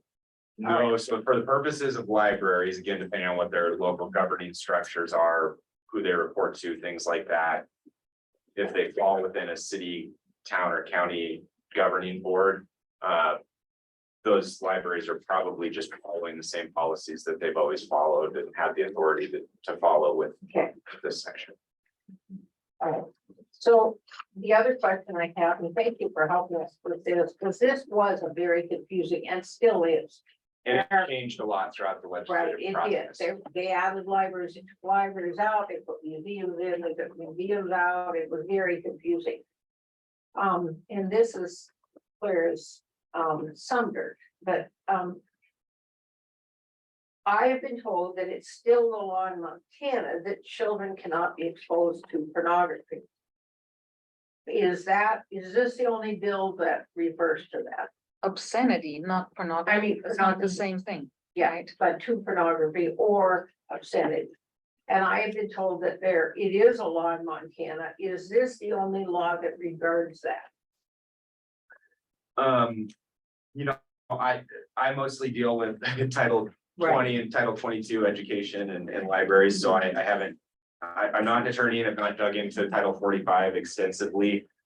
In doing research to discuss this bill, I know that all state crimes fall within Title 45 and obscenity specifically is within Section 8 here. So there may be other subsections within Section 8 that refer to obscenity or pornography, but everything's going to fall in that 45-8. And I'm trying to see if I would imagine that pornography is a type of obscenity. Obscenity is the broader umbrella term. But I don't see it specifically called out here by name, although the definition, and I don't know if there's a definition in state law, but a common definition would for pornography would probably fit within the definitions here for obscenity. And it's already here if you look under A and B. Correct. I know that the legislature went to the effort to make a ruling that drag shows were considered, could not be presented to children under 18. That became law. But it seems to me that that is already under B, present or direct an obscene play, dance, or other performances or participate in that portion of the performance that makes it obscene to anyone under 18. I'm not clear why they made a different ruling. It seems like it's already covered. And it's also covered on number 1 where deliver or provide any obscene writing, picture, record, or embodiment of obscene to anyone under 18. It seems like those are already against the law. Yeah, I'm sorry, and I'll try and follow Robert's rules for Madam Chair, Commissioner. That's all right. I can't speak to the bill specifically that dealt with drag shows. I don't have it with me and I'm not sure which section of code it amended. That's what I'm thinking. But I would agree as far as the presentation or dissemination of obscene materials to minors as it relates to the state criminal code, that's housed here in this section. Yeah. And I know the Supreme Court said, you know it when you see it. That's how they define obscenity. But a federal judge has paused this, or whatever the legal term is, has paused this. Not this. No, not this. The separate bill. Is not this one? Not this one, the they drag. separate. The drag Right, that's was what not. it's separate, but it's Okay. still, Sorry. Oh, it that's still all right. can be done Okay. under this bill. But it, It still can be done on it. My comment would be, I think what you're talking about depends on the definition of obscenity. It does. That's really where the sticking point is. Does Montana law define obscenity somewhere? Is it the federal government that defines that? Yeah, Madam Chair, Commissioner, so this whole list here from A on page 1 through. Well, there's 4 different sections here. So pages 1 and 2 really define obscenity. If you look at page 2, the top of page 2, subsection 2, it says a thing is obscene if, and then it gives a variety of definitions there that based on the limited study of this that I've done are, pretty common definitions. They applying contemporary community standards and appeals to prurient interest. Those are that's language that has been used in court cases and court decisions and things like that. So yeah, any definition of obscene materials is going to come under this 45-8-201. Madam Chair, I would just point out on number 2, because I followed this very closely, that it is pretty, when people say, well, we don't have a definition of, I know it's a difficult question, and it's very arbitrary, and it will be always, even though the Supreme Court said, you know, when you see it. And that was how they defined it, but it does say on 3, it is patently offensive representation of description of masturbation, extraordinary functions, or lewd exhibitions of the genitals and taken as a whole, the material, et cetera, et cetera. So there are some pretty clear things here, and again, it's against a lot of present those things to children under 18. So.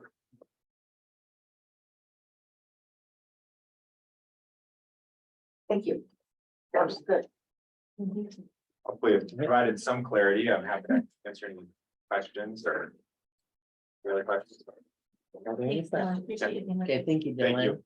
Thank you, Gail, and then thanks for the. Joe has Of course, some I'll stick around until you're, to finish your meeting here. Oh, that's. And if Hopefully we have close. the PC person this. All right, okay. All right, Lee was here to recognize staff, but they had to step away again. I'm not sure if Lee did, but Joe did. Okay, so next we have the annual business calendar. Okay, I've been tasked to discuss the commission bylaws review and our next steps. I'm wondering if we should have a work meeting to decide on the bylaws in question. Madam Chair. Yes. Just for history, we had established back in the spring that Tom and I and Dalton were to go through the bylaw review and at least bring forth. Yes. And then Dylan was sick and he called, Dalton, I'm sorry, That's good. Dylan. Dalton called and said he was sick and he talked to Tom and I and then Jenny and said, can we postpone that at least till the summer? And then we discussed postponing it till the fall because the summer was so busy. So that's where it sort of hung. And it was with Dalton as the chair and Tom and I had volunteered. So at this point, I would still like to be part of the bylaws review. I don't know if Tom with this changes as vice chair, but I still think that we've pointed out many bylaws, especially related to the evaluation, I think have to be dealt with before December when we are have to have evaluation. Right, well, and I've got a list of some of the different things that we need to address. Is it all right if I go ahead of those? Okay, so we need to consider how Jenny's evaluation will be handled. Okay, this last year, Dalton, Peggy, and I wrote our thoughts and answered the evaluation. We need to decide how this will be completed in the future and what tool we use, if it will involve the chair, vice chair, and another commissioner, or what we would like it to consist of. Okay, we also need to discuss a timeline for setting the agenda. We need to decide or set a time deadline for items to be placed on the agenda. Okay, so there isn't actually a policy in place for that. The agenda needs 48 hours before the meeting so it can be released to the public. But the library staff would like to time to investigate and research items before the agenda is published. Okay, this last month, the date was June 10th. They had to have it out by July 10th, excuse me. They had to have it out by July 31st. 10 days before. 10 days before, so that gave them 21 days to, I mean, they had the time previously, but then 21 days to accomplish that. So Jenny suggested that we visit with Dylan concerning this issue and get some advice there too. And we kind of did yesterday. Yeah, I think, that's just the kind of thing where whatever the commission decides, I think it should be documented in the bylaws. And Dylan has provided some guidance from the Board of Regents on how in their bylaws, they have the process documented for adding agenda items. And that just makes it clear to staff, it makes it clear to commissioners, and hopefully allows adequate time for staff to prepare meeting materials, written reports, anything else that needs to be prepared and presented to the commission in advance of the meeting. So, I don't think we have to settle that decision today. The request is that we have that, whatever's decided documented in the bylaws. And maybe an idea would be, not to make things more complicated, that making it a little bit dependent on whether it requires staff to put together a report or not. Right, okay. To be respectful of those timelines of how much work something takes. I mean, to discuss something that we don't require a report for. I don't see that we need 2-3 weeks beforehand, but if it does involve a staff report that somebody wants, then that requires more time. But if that makes life too complicated, that's also a consideration, to have separate timelines for different agenda items, depending on what they are. I understand what you're saying. Yeah, and ultimately, I think what we talked about too is agenda items going through the chair and giving some discretion to the chair to decide if there's adequate time and talking to the staff about the time that's necessary. Madam Chair, the standard procedure as I read and printed out here somewhere that setting the agenda is not the discretion of the chair of any committee typically. So our bylaws adjustment need to perhaps take account of that instruction. So it isn't up to the chair, it's up to, I think that's pretty It is. standard. I think that's what. is the there, lieutenant governor said yesterday was that it was the chair. So, wasn't Yes. that, is that I correct? I don't think we should get into this debate Yeah, here. right. Let's have that debate. when we talk about that. You're suggesting having a work session Yes. about bylaws, the process, looking at some others. right, Um, Let's schedule it. That's a good idea. okay, so in approximately 2 weeks, or is anyone interested in that? What, I can send out a poll, if Okay, you know what kind of perfect. blackout dates or weeks that just are good Perfect. for you. okay, Let me so for know. a work session, perfect. I know I have a Will you- vacation coming up, so. Oh, perfect. And it, is that something that has to go to the public too, that we're having a work session?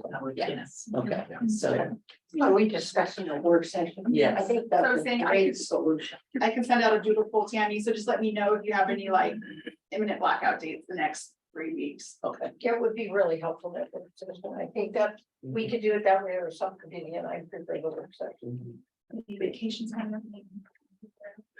Right, yeah, if anybody has anything that they can't do, let Genevieve know within the next couple of days. Yes, I'm send having it major out. back surgery August 21st. Oh, okay. So, I will be at least out of commission for a few.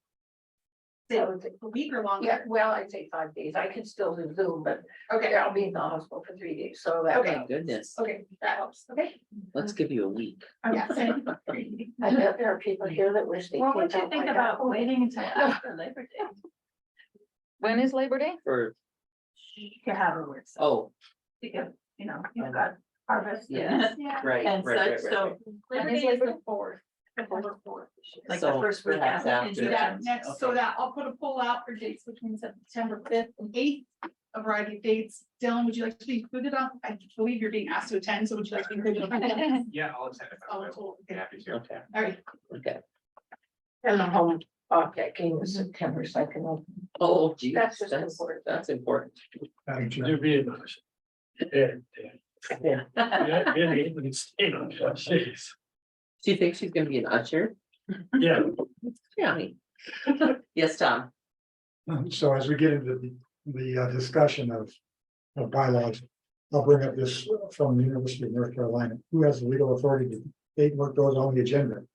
The answer to this question is very clear. It is up to the governing board to set the agenda, and that continues on for a couple paragraphs. So I'll bring that. Oh, the governing board, so, right, From the University of North Carolina, you said? Yeah, the URL is canons.sog.unc.edu. It controls the agenda. And I do think it was a little bit confusing at the Robert Rules of Order training. An item does not have to be an action item to be discussed. You can have on your agenda, consent agenda, action items, discussion items. And within the 48 hours, something can be moved from the action to the discussion, from discussion to the action, or removed or whatever, but there is movement allowed before the 48 hours with the public. But they don't have to be an action item to discuss. Maybe we should also discuss our expectations for public notice, 48 hours is a minimum, but out of respect to commission. We always try to post meeting materials 10 days ahead. Right, and I think that, but it's not there's a difference between respecting it, posting it, and not being able to change it. The law is very specific on 48 hours because things change. It's actually not specific. It doesn't say 48 hours. I thought we had that in our. Isn't that open meeting law? What does open meeting Yeah, law? I think it says I'll paraphrase, but it depends on the nature of the item. An AG opinion. Yeah, I knew we were set by it pretty strongly by. Which is what it's nice that we have the other category, because you can have all those discussion ones, but. When we do have guests and such, I think it's important that we kind of keep to that time schedule so that they can. I think we do. Yeah, we're getting better. We're getting. I think we are, but I think we also have to be very realistic on allowing time for discussion items. I think that sometimes, like, just in general, setting this to where other businesses scheduled it, where we can share 12:10 and adjourn at 12:15 allows us 5 minutes for things we've added. That's not very realistic.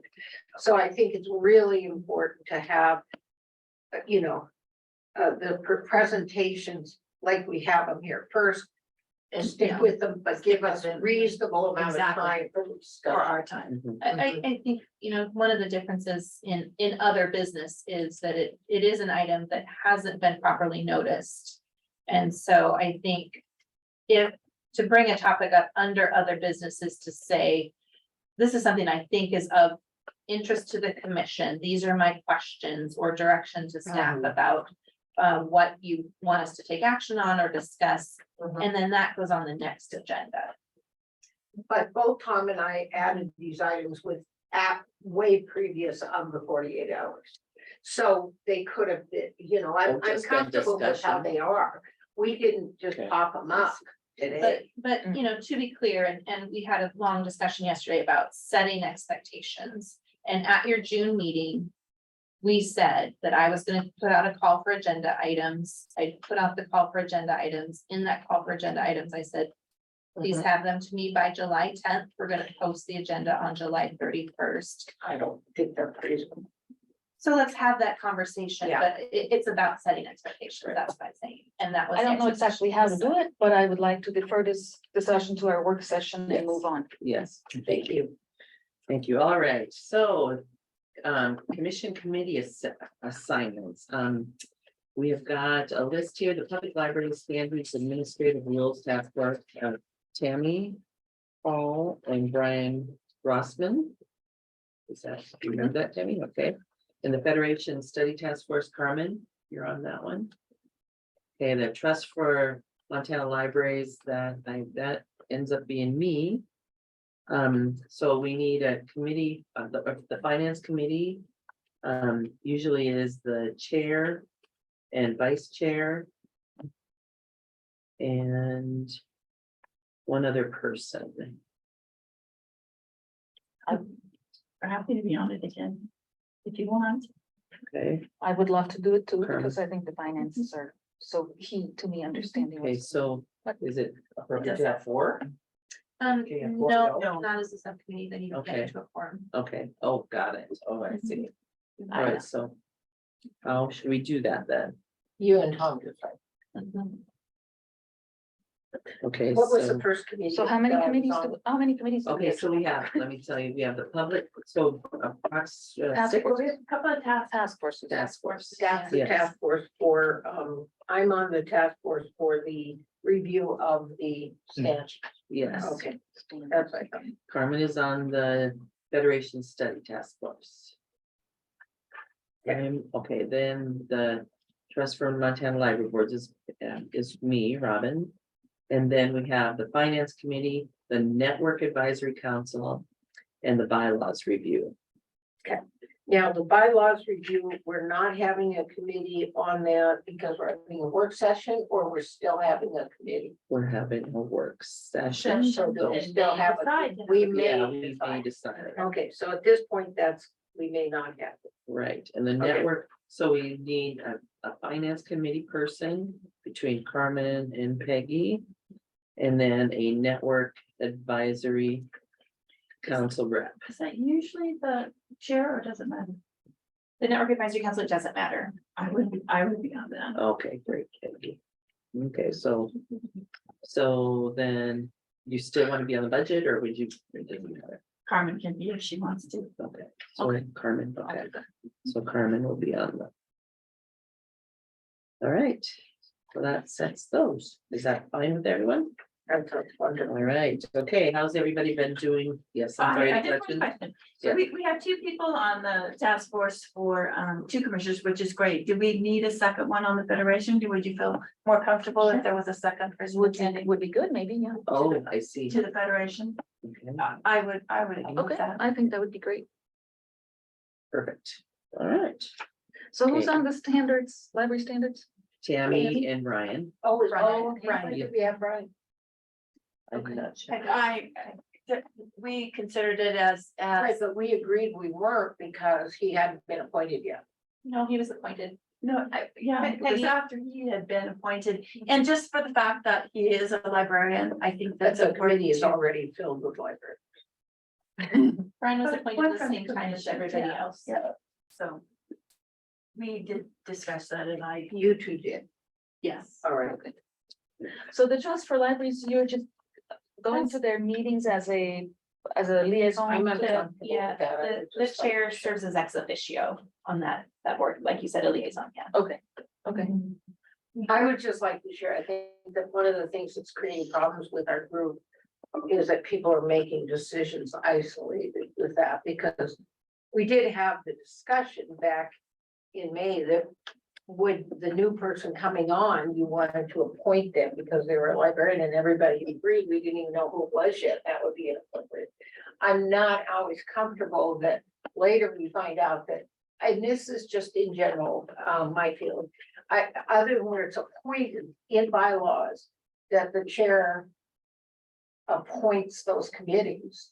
Then when we add task force and we all discuss membership, I'm not comfortable with the chair and Jenny just arbitrarily deciding we're gonna add people to these. I think that has to come before us. Let's put that in our In our bylaws bylaws. review. Yeah, work session. I just, We wanna- if it's mandated as so in the bylaws, which it is with finance. It and that, but I'm very uncomfortable with that kind of power just in floating out there. But most of us have been volunteering to be on. I know. On a task force. And we Yeah. thought that would be something that he would be interested in, I did. and did ask. I mean, he could have said no, but he was interested, Right, so. it still should have come here. Definitely, Let's a topic for put that in the bylaws, like you said, bylaws. because it Okay. is. Right. Okay, I understand your point. And I just want to, for the record, say that, looking at the bylaws, section 6. Under work groups and ad hoc work group shall be charged by the chair to accomplish the specific time-bound tasks. Members of the work group will be appointed by the chair. And that's, So that's, so it's that's. that, bylaws read the discussion. first part of that, please. Ad Hoc committees. hoc work groups may be formed by the chair of the commission at the request of the commission or state library staff. Work groups shall be charged by the chair to accomplish specific time-bound tasks. Members of the work group will be appointed by the chair. Right, and that was No That more was than 3 arbitrary, commissioners. or groups that have been appointed by you, but that was formed with all of us. I'm just saying, we just have to. I So think it's all up for discussion at our it work is. session. Okay, we're on to Robert's rules. Has everyone been doing Robert's rules training? I'm part way done. I'm not trying to. Do you want to see my certification? You get a really cool certificate if you finish it. She's very entertaining. The lieutenant governor did say that they are working to add further training for the Roberts Rules Yes. and such thing as agendas and subcommittees and such, so that Because will it be. does addressed. expire. It does expire. Yes, So it's right. like, yeah, so I'm glad that. Oh, how much time do I have? Oh, I think here, at least, okay. I think it was Yeah, 2024 from what I saw. Okay, great, okay. Okay, so we have been told that the October meeting cannot be held in circle How come? due to lack of lodging. Tourism season. I don't think there was much in the first Let's go place. camping. Tents. Okay, so there are new Just take suggestions. our camper, we can put up 6 Oh, a.m. that's an idea too.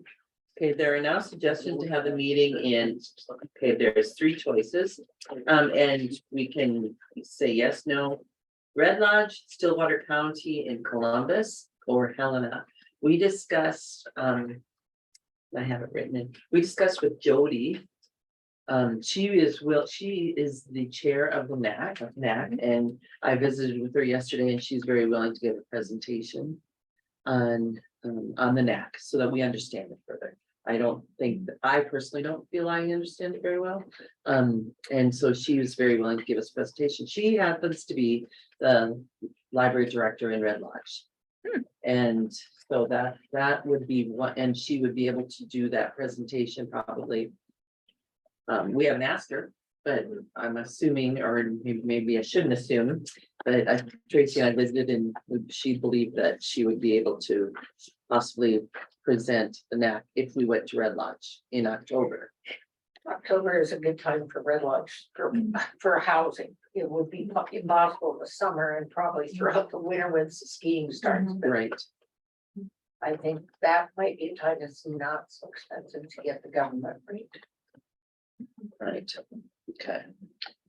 So what What is do you think, everyone's Greg? opinion? I'm not with trying, going to Red Lodge. About What was option two? option 2 was Stillwater County and Columbus? I prefer that.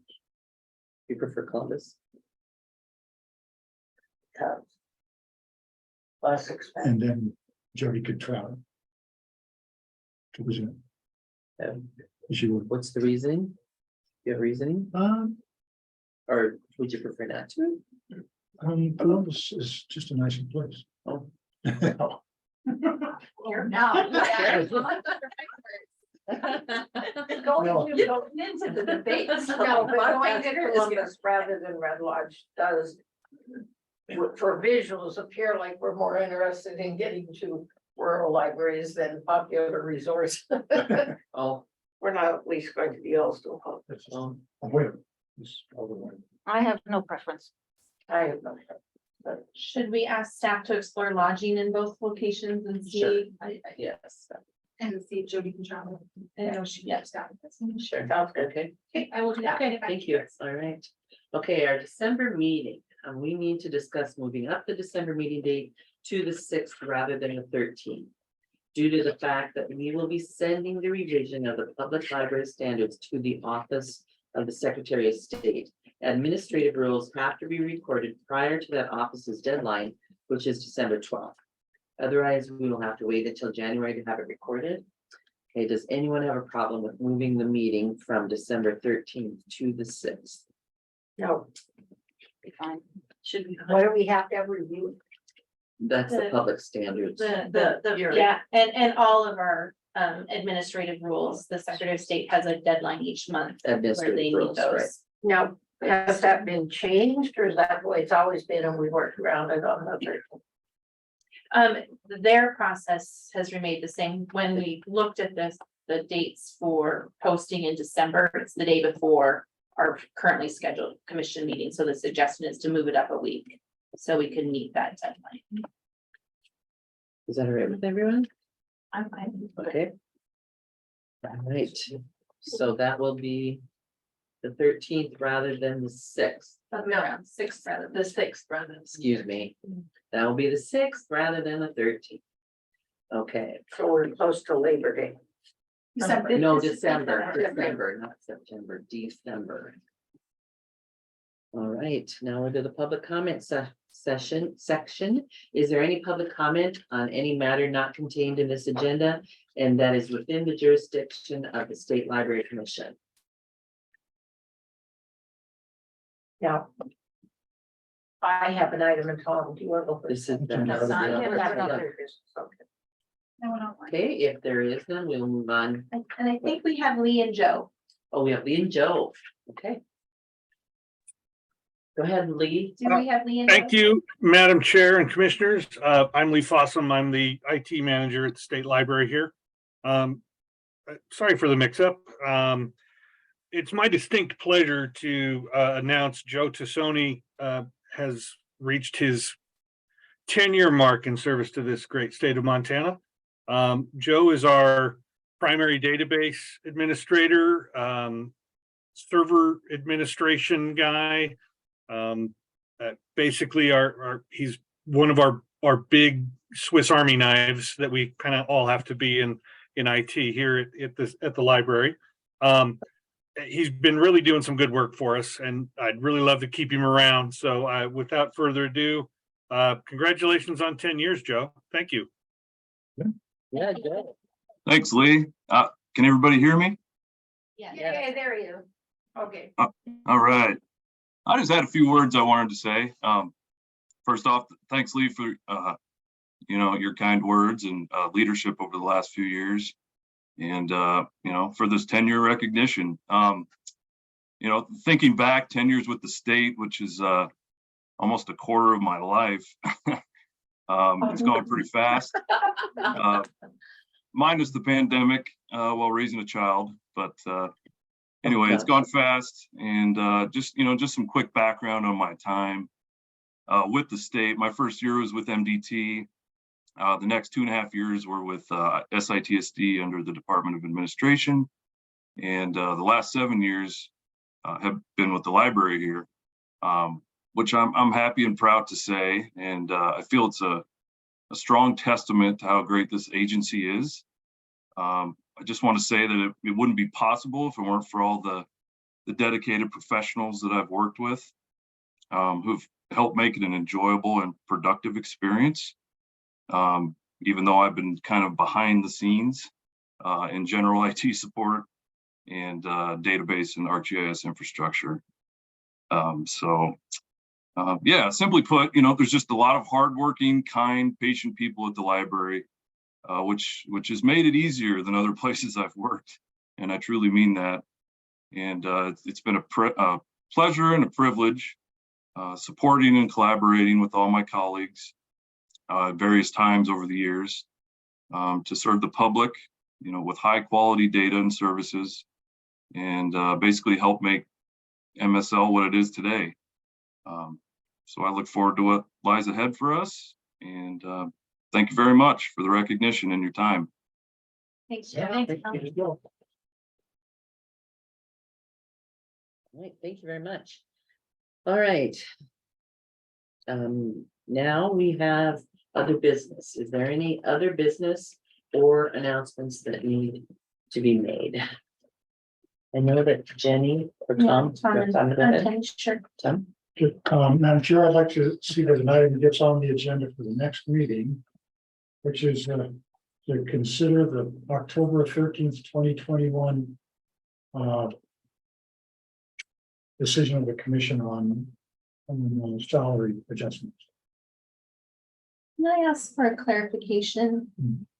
It was in October of 2021 that the commission adopted the broadband pay plan policy. Is that? That's it. That's what they're asking for. Okay. And yes, we can put that on the agenda. One update on that, the state is adopting a new pay plan policy, and while we were sitting here, we got notice that draft policy is out and available for public comment. So I think what I'd like to do is just send that to the commission, and if you have comments, perfect. You'll have a chance to see it ahead of time. One of the big distinctions between the current state policy and this newly proposed policy is that agencies, in my understanding, agencies will not be adopting individual policies, but that there would be a state policy. So that's something that be aware of as you're reading this draft policy. May I ask why? Yeah, every 2 years, we have to vote on this anyway. Exactly. And review it. Yes, So it's time. it's time. Yeah. Is that an action item? Or is that a discussion? Let's look at the language in the proposed plan. And I may need to ask for clarification from D of A on whether or not that's an action item or just something to bring to the commission for your awareness. I'm not sure at this point. I have time. Okay, Carmen? Why is it called broadband? Broadband makes me think of, radio, Right, blah, blah, blah. right, Oh, right. God. What is, am I missing what this means? Or Yeah, just the name? Well, so this predates me just a little bit, but 20 plus years ago, the state had a classification system where each occupation had a kind of a narrow definition of the classification, and largely pay raises were awarded by the legislature, as you might typically see, a percentage increase of some amount. The state then moved to what they call a broadband pay plan policy that allows kind of broad pay discretion based on a classification. I'm gonna get really out of my element if I go beyond that, but basically it's how they refer to the broad ranges of pay. Not for- broadband. Not broadband in Oh, terms of. Right, the- that's what I was like, where I it makes no sense, what else does it have to do with Not pay? that at all. Okay. Not that at all. I was like, this was only dealing with broadband. Okay. So basically, the range within which you get your raises was made wider Yes, yeah, I think in that's your fair. designation of whatever you are. Instead of this much wiggle room, now you have this much wiggle. Right. Something like Something like that, yeah. Something like, Yeah. okay. Yes. Another question. So what the state is doing is considering adopting something that would override anything we would be voting on for our agency. It would override that. That's my initial understanding, but we need to do more research. Right now, the way the system has worked is that the state has a template that gives direction to agencies that says your pay plans need to include these elements. And the commission every other year has adopted a pay plan policy based on that template. My understanding is they're moving away from that process into a more singular, consistent policy for the state, but having not read it, we need to look at it. So we should- Anything else? I have one item and I would like to ask to be added to the next meeting. Or even set up a subcommittee. My concern right now is that we've been hearing from some librarians that they're worried about training because they have been directed to get training. Or and I'm not sure who, maybe by their local trustees, that's fine, from ALA. And they're considered, and we're kind of dropping the ball on that. But under our directive in our law, it does say under number 8, act as a state board of professional standards and library examiners, develop standards for public libraries and adopt rules for the certification of librarians. I would like to have a review of what we give credit for, how that's established. I don't know if you want a subcommittee for that or again, a work session, but I think that we have a responsibility to help, especially, I think Carmen helped us understand a great deal that local trustees who have the authority to run their librarians are very much out of the loop sometimes on realizing what their authority is, what their training is. And I would share with you that most states have, for school board members, when you are elected, you have to go through at least 1 day of training. Some of them are 2 and 3 days. And they are not subjective subjects. They are not political subjects. They are training them on the law, the billing, Robert's rules, budgeting, taxation. And so I think that I personally would like to see us as a commission know, one, what we're giving credits for, and to make sure that those training sessions are political free as much as possible. I think what aroused my concern was that we are not offering it. I think we have to be very careful when we refer people to workshops outside of us that we have absolutely no control over. And I know that on Thursday, there is a program that we have we are recommending, or just it's on our webpage, which implies that we're recommending, may not be, for librarians. It is put on by Empower Montana.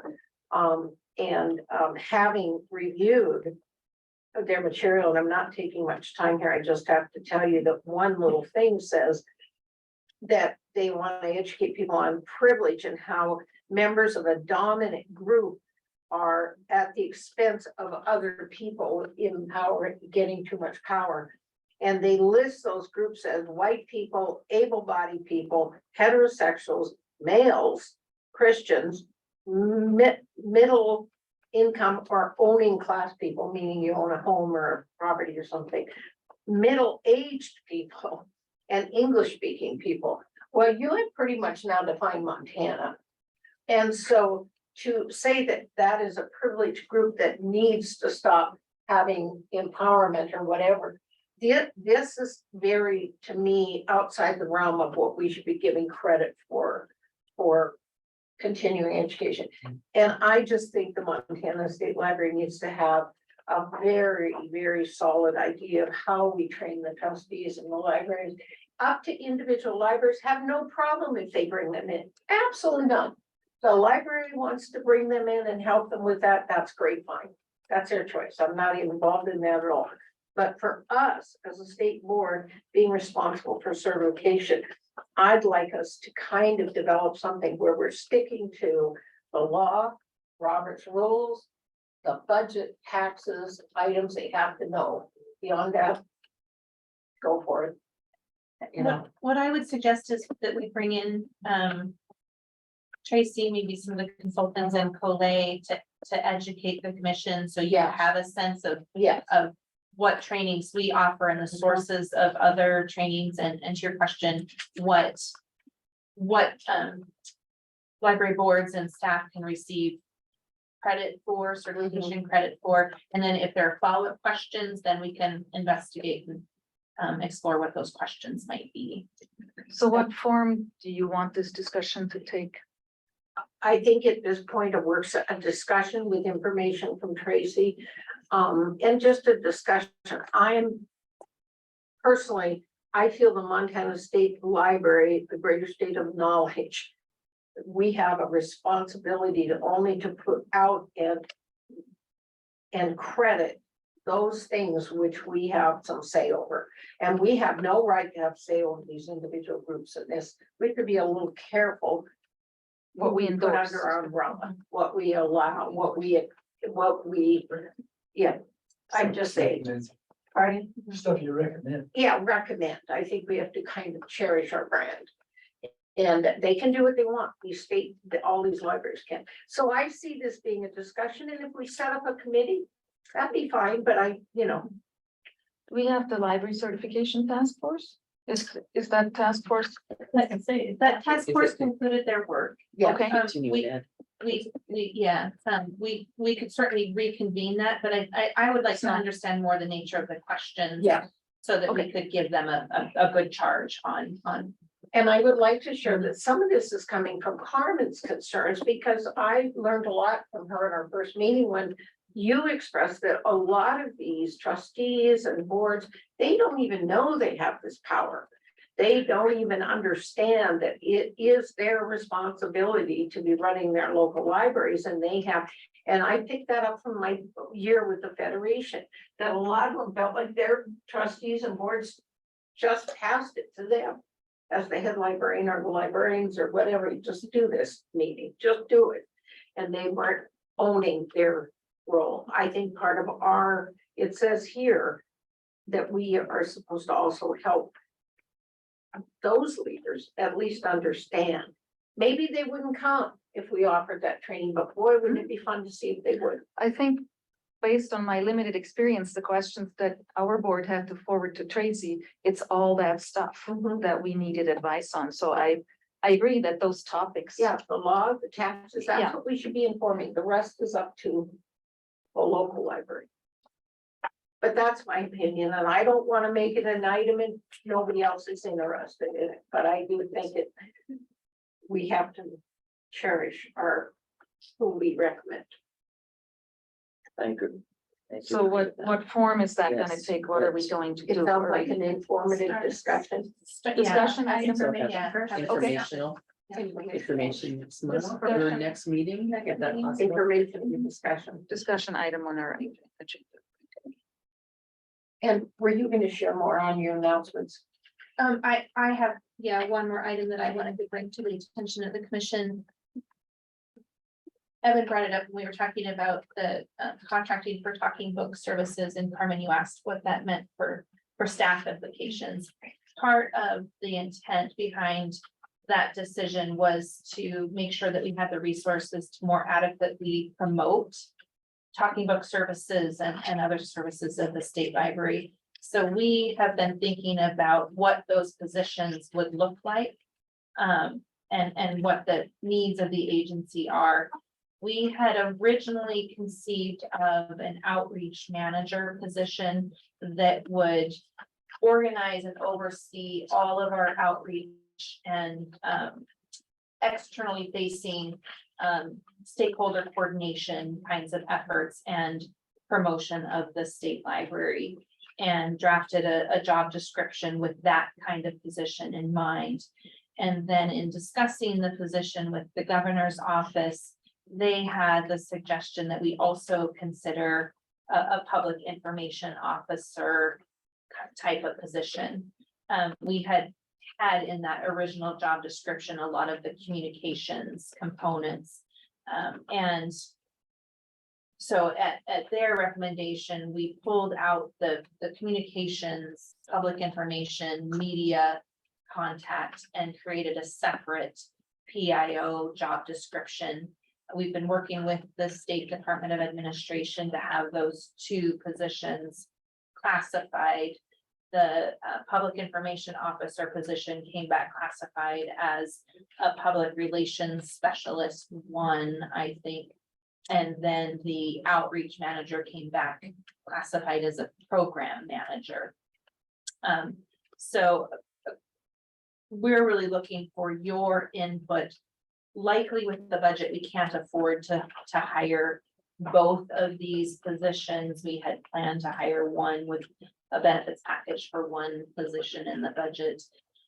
So one of my questions for you is, if we're talking about, public information role versus more of a manager role, how do you view those positions? Should we consider maybe a part-time public information officer versus a full-time information officer? And then a couple more pieces of information for you. Part of the intent with the outreach manager position is to help me with my supervisory workload. I currently supervise 8 FTE. And so this position would supervise a lot of those externally facing staff whose work is with our external partners. So that's something for you to be aware of as me being your direct report. And then also, as you know, in terms of the state FTE, we are a fully staffed agency. So these positions would require us creating more modified FTE through the budget office. And moving some of our funding within our budget to a personnel position. Wanted to make you aware of these matters because they are something that we're currently discussing, get your input and understand your questions. So if, again, we need to bring this to the October meeting, we can talk about it. Okay. So the people that did the talking book library work, I thought when we came up before that you're taking, I don't know, 1, 2, 3, whatever, however many people working that, and you're converting their positions into something else, but now you're talking adding FTEs. So what are those people, or where do those jobs go? Yeah. What happens to that? So, and this is maybe a point of education that we can help you with too. We have 52, 53 bodies on staff, but we only actually have 32-ish FTE that are appropriated by the governor's office. So those FTE went to other bodies, individuals. So the workload that's no longer there from outsourcing the talking books that has already been assigned. Those FTEs that were used to administer that program that are no longer needed were taken and already put somewhere else. They are already being used elsewhere. Right, exactly. And the state has this process of creating modified FTE. It's not typical for an agency to have this many modified FTE. And we did have a legislative proposal last year to try to get more FTE. We were not successful in that legislative effort, but it's a mechanism that exists to do this kind of recruitment. So we didn't get any savings or free up any capacity from outsourcing the talking book. We got a lot of savings, a lot of dollar savings, but the FTE, since we have fewer FTE than bodies, there's no available FTE, if you will. Where did the dollar savings go to then? Well, for example, in the budget to hire this, Okay. these positions. What is paying for the contract with Utah then? Is it? The the total cost of what it used to cost to operate the Talking Book program at the state library can afford to fund the contract with Utah and these Provide. outreach positions, and I can refer you back to the meeting materials from that discussion. with the Okay. Commission. Okay. So this was a revenue neutral move, outsourcing that, and now we're just moving the. We've moved the money around to cover the Talking Book concerns, and now we. Okay. There are dollar savings from contracting with the state of Utah that we intend to put into outreach positions. That was part of the discussion with the commission at the time the commission adopted that proposal. Now we are talking about exactly what those positions look like. Okay, so the outreach positions are the programs manager and the PIO Right, ERS1. right, Right. exactly. And I just need to clarify, are you telling us that you're going to add positions to the budget to the 52? Or you're going to absorb jobs into what those 50 do? It would be Because in, you've a- got it would moving be space. in addition to, well, in addition to the 52, if you count the modified FTE, but it's funded in the budget, so there's no additional budgetary ask. So you're taking somebody who's modified and considering it a FTE. But that doesn't really have financial implications. Yeah, because the funding is in the budget, if you think Yeah. of FTE and budgets. But nobody. Yeah, I'm just a little, those are already spoken for, all those other positions, and we're not. Because within that 52 and within that budget, you have the authority to move them around however you want, but if we're actually adding positions that are outside of that, then I think we need to have an idea. But I'm really confused on which one of those it is. It's kind of both. We talk about belly buttons and FTE. Yes, So that's exactly. so we'd be adding belly buttons, one or two belly buttons. It's budget neutral because the funding is in the budget, where we have an allocation for these positions. We're just asking for your input on how best to address this outreach need. And where did the budget money come from? I mean, It's in our base budget. It came from the cost savings of outsourcing. it came from the talking book, Right. for both positions, the one to Well, help you. We have a certain amount of funding. I think we budgeted about 130,000. That's not enough to cover two full-time Right. positions. And what has the 130 been doing the last 2 years since this contract? It's sitting there. It's waiting for us to make this decision on how to spend.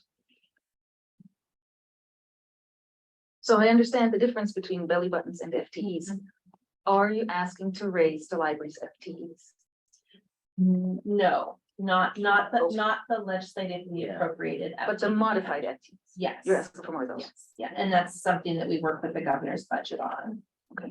Budget office, sorry. What's the difference between They- FTE and the modified We FTE? did discuss that with Kristen yesterday. I'll call Lieutenant you Governor. and ask you Yeah. this question.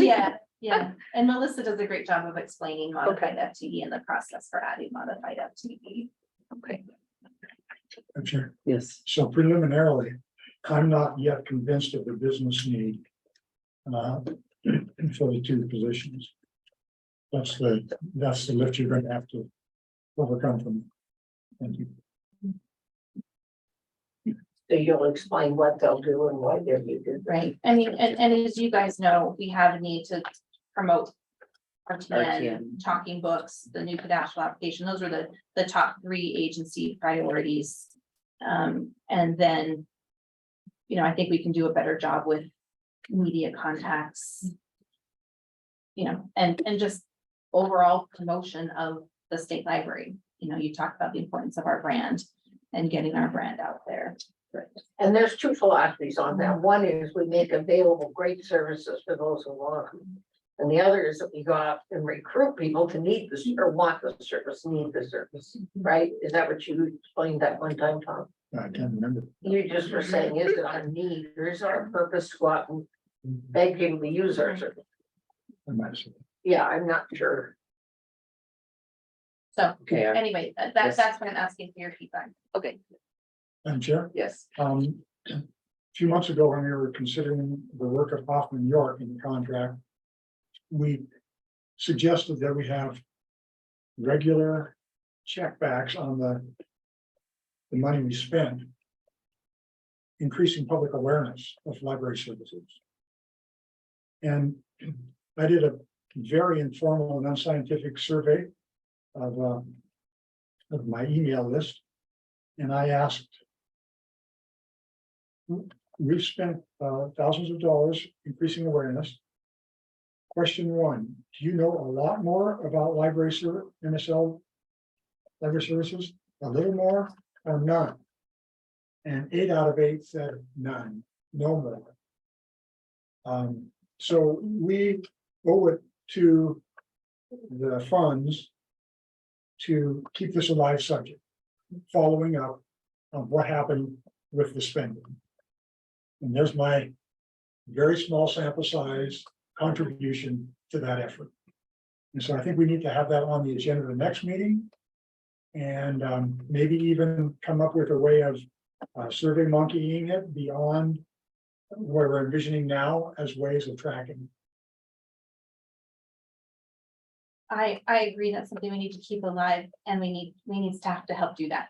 Like, we were contracted with Hoffman York to do that kind of reporting, and we don't have that contract anymore, which I think is one of the arguments for at least having a public information communications specialist.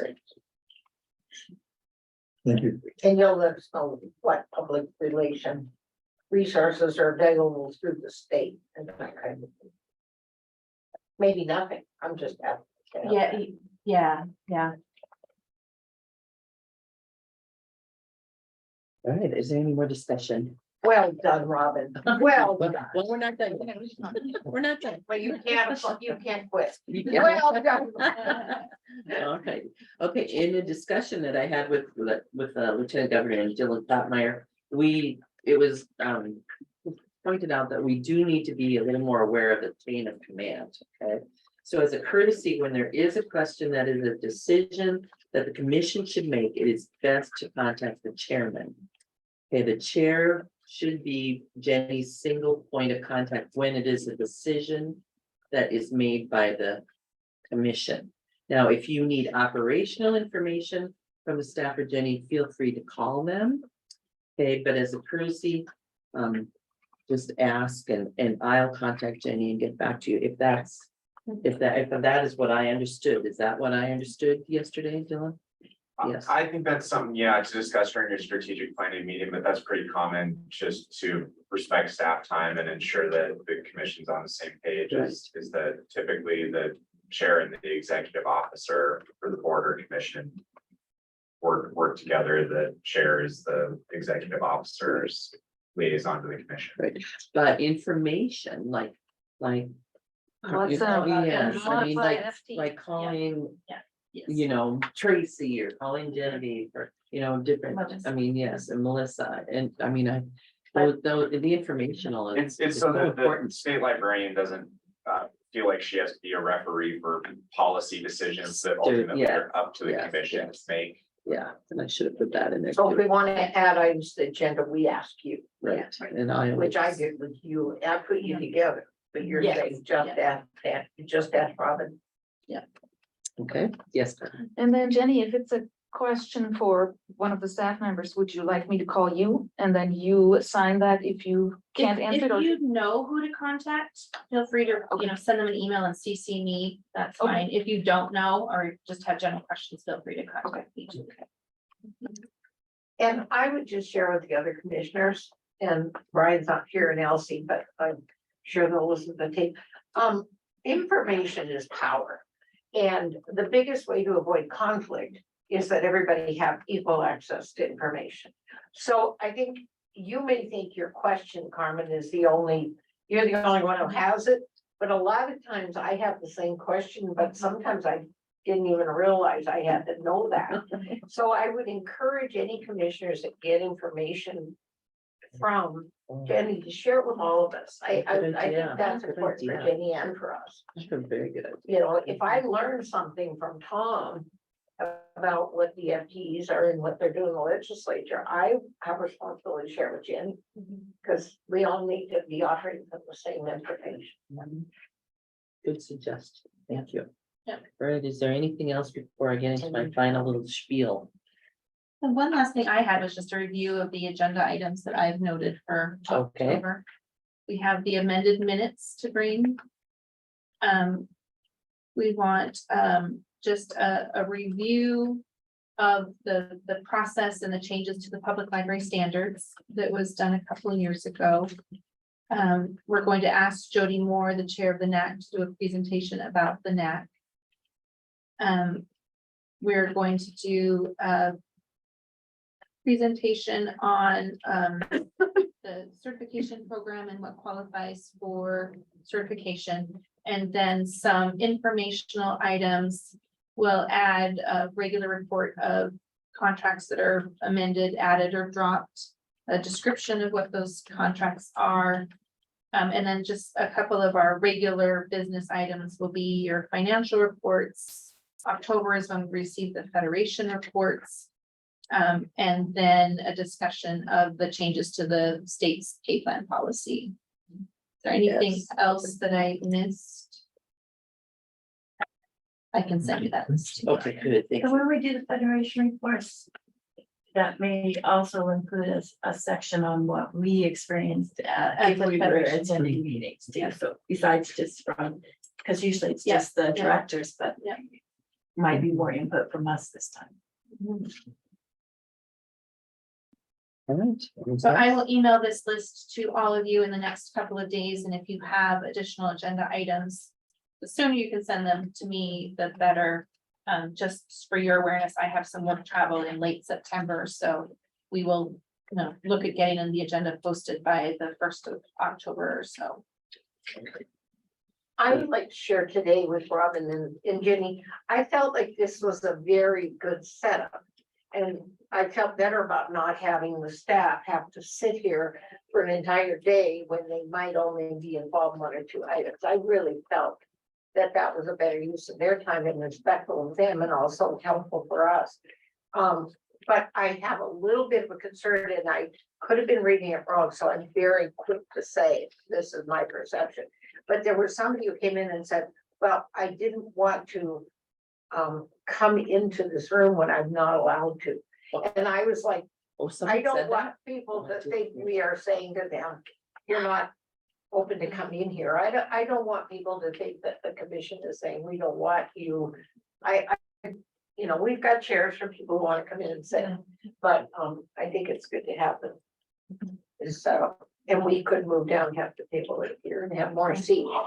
And we will be back, if we're gonna travel in October, that's one thing, but in December, we'll plan on being back up at the Capitol and have a lot more space again. But please convey to the staff. That like she was raising. Yes, Madam Chair, I just wanted to clarify for the agenda items for the October meeting, are we bringing any of Oh, the thank you. I administrative forgot. rules? Thank you very much. We'll have the draft administrative rules too. Thank you. That's really important too.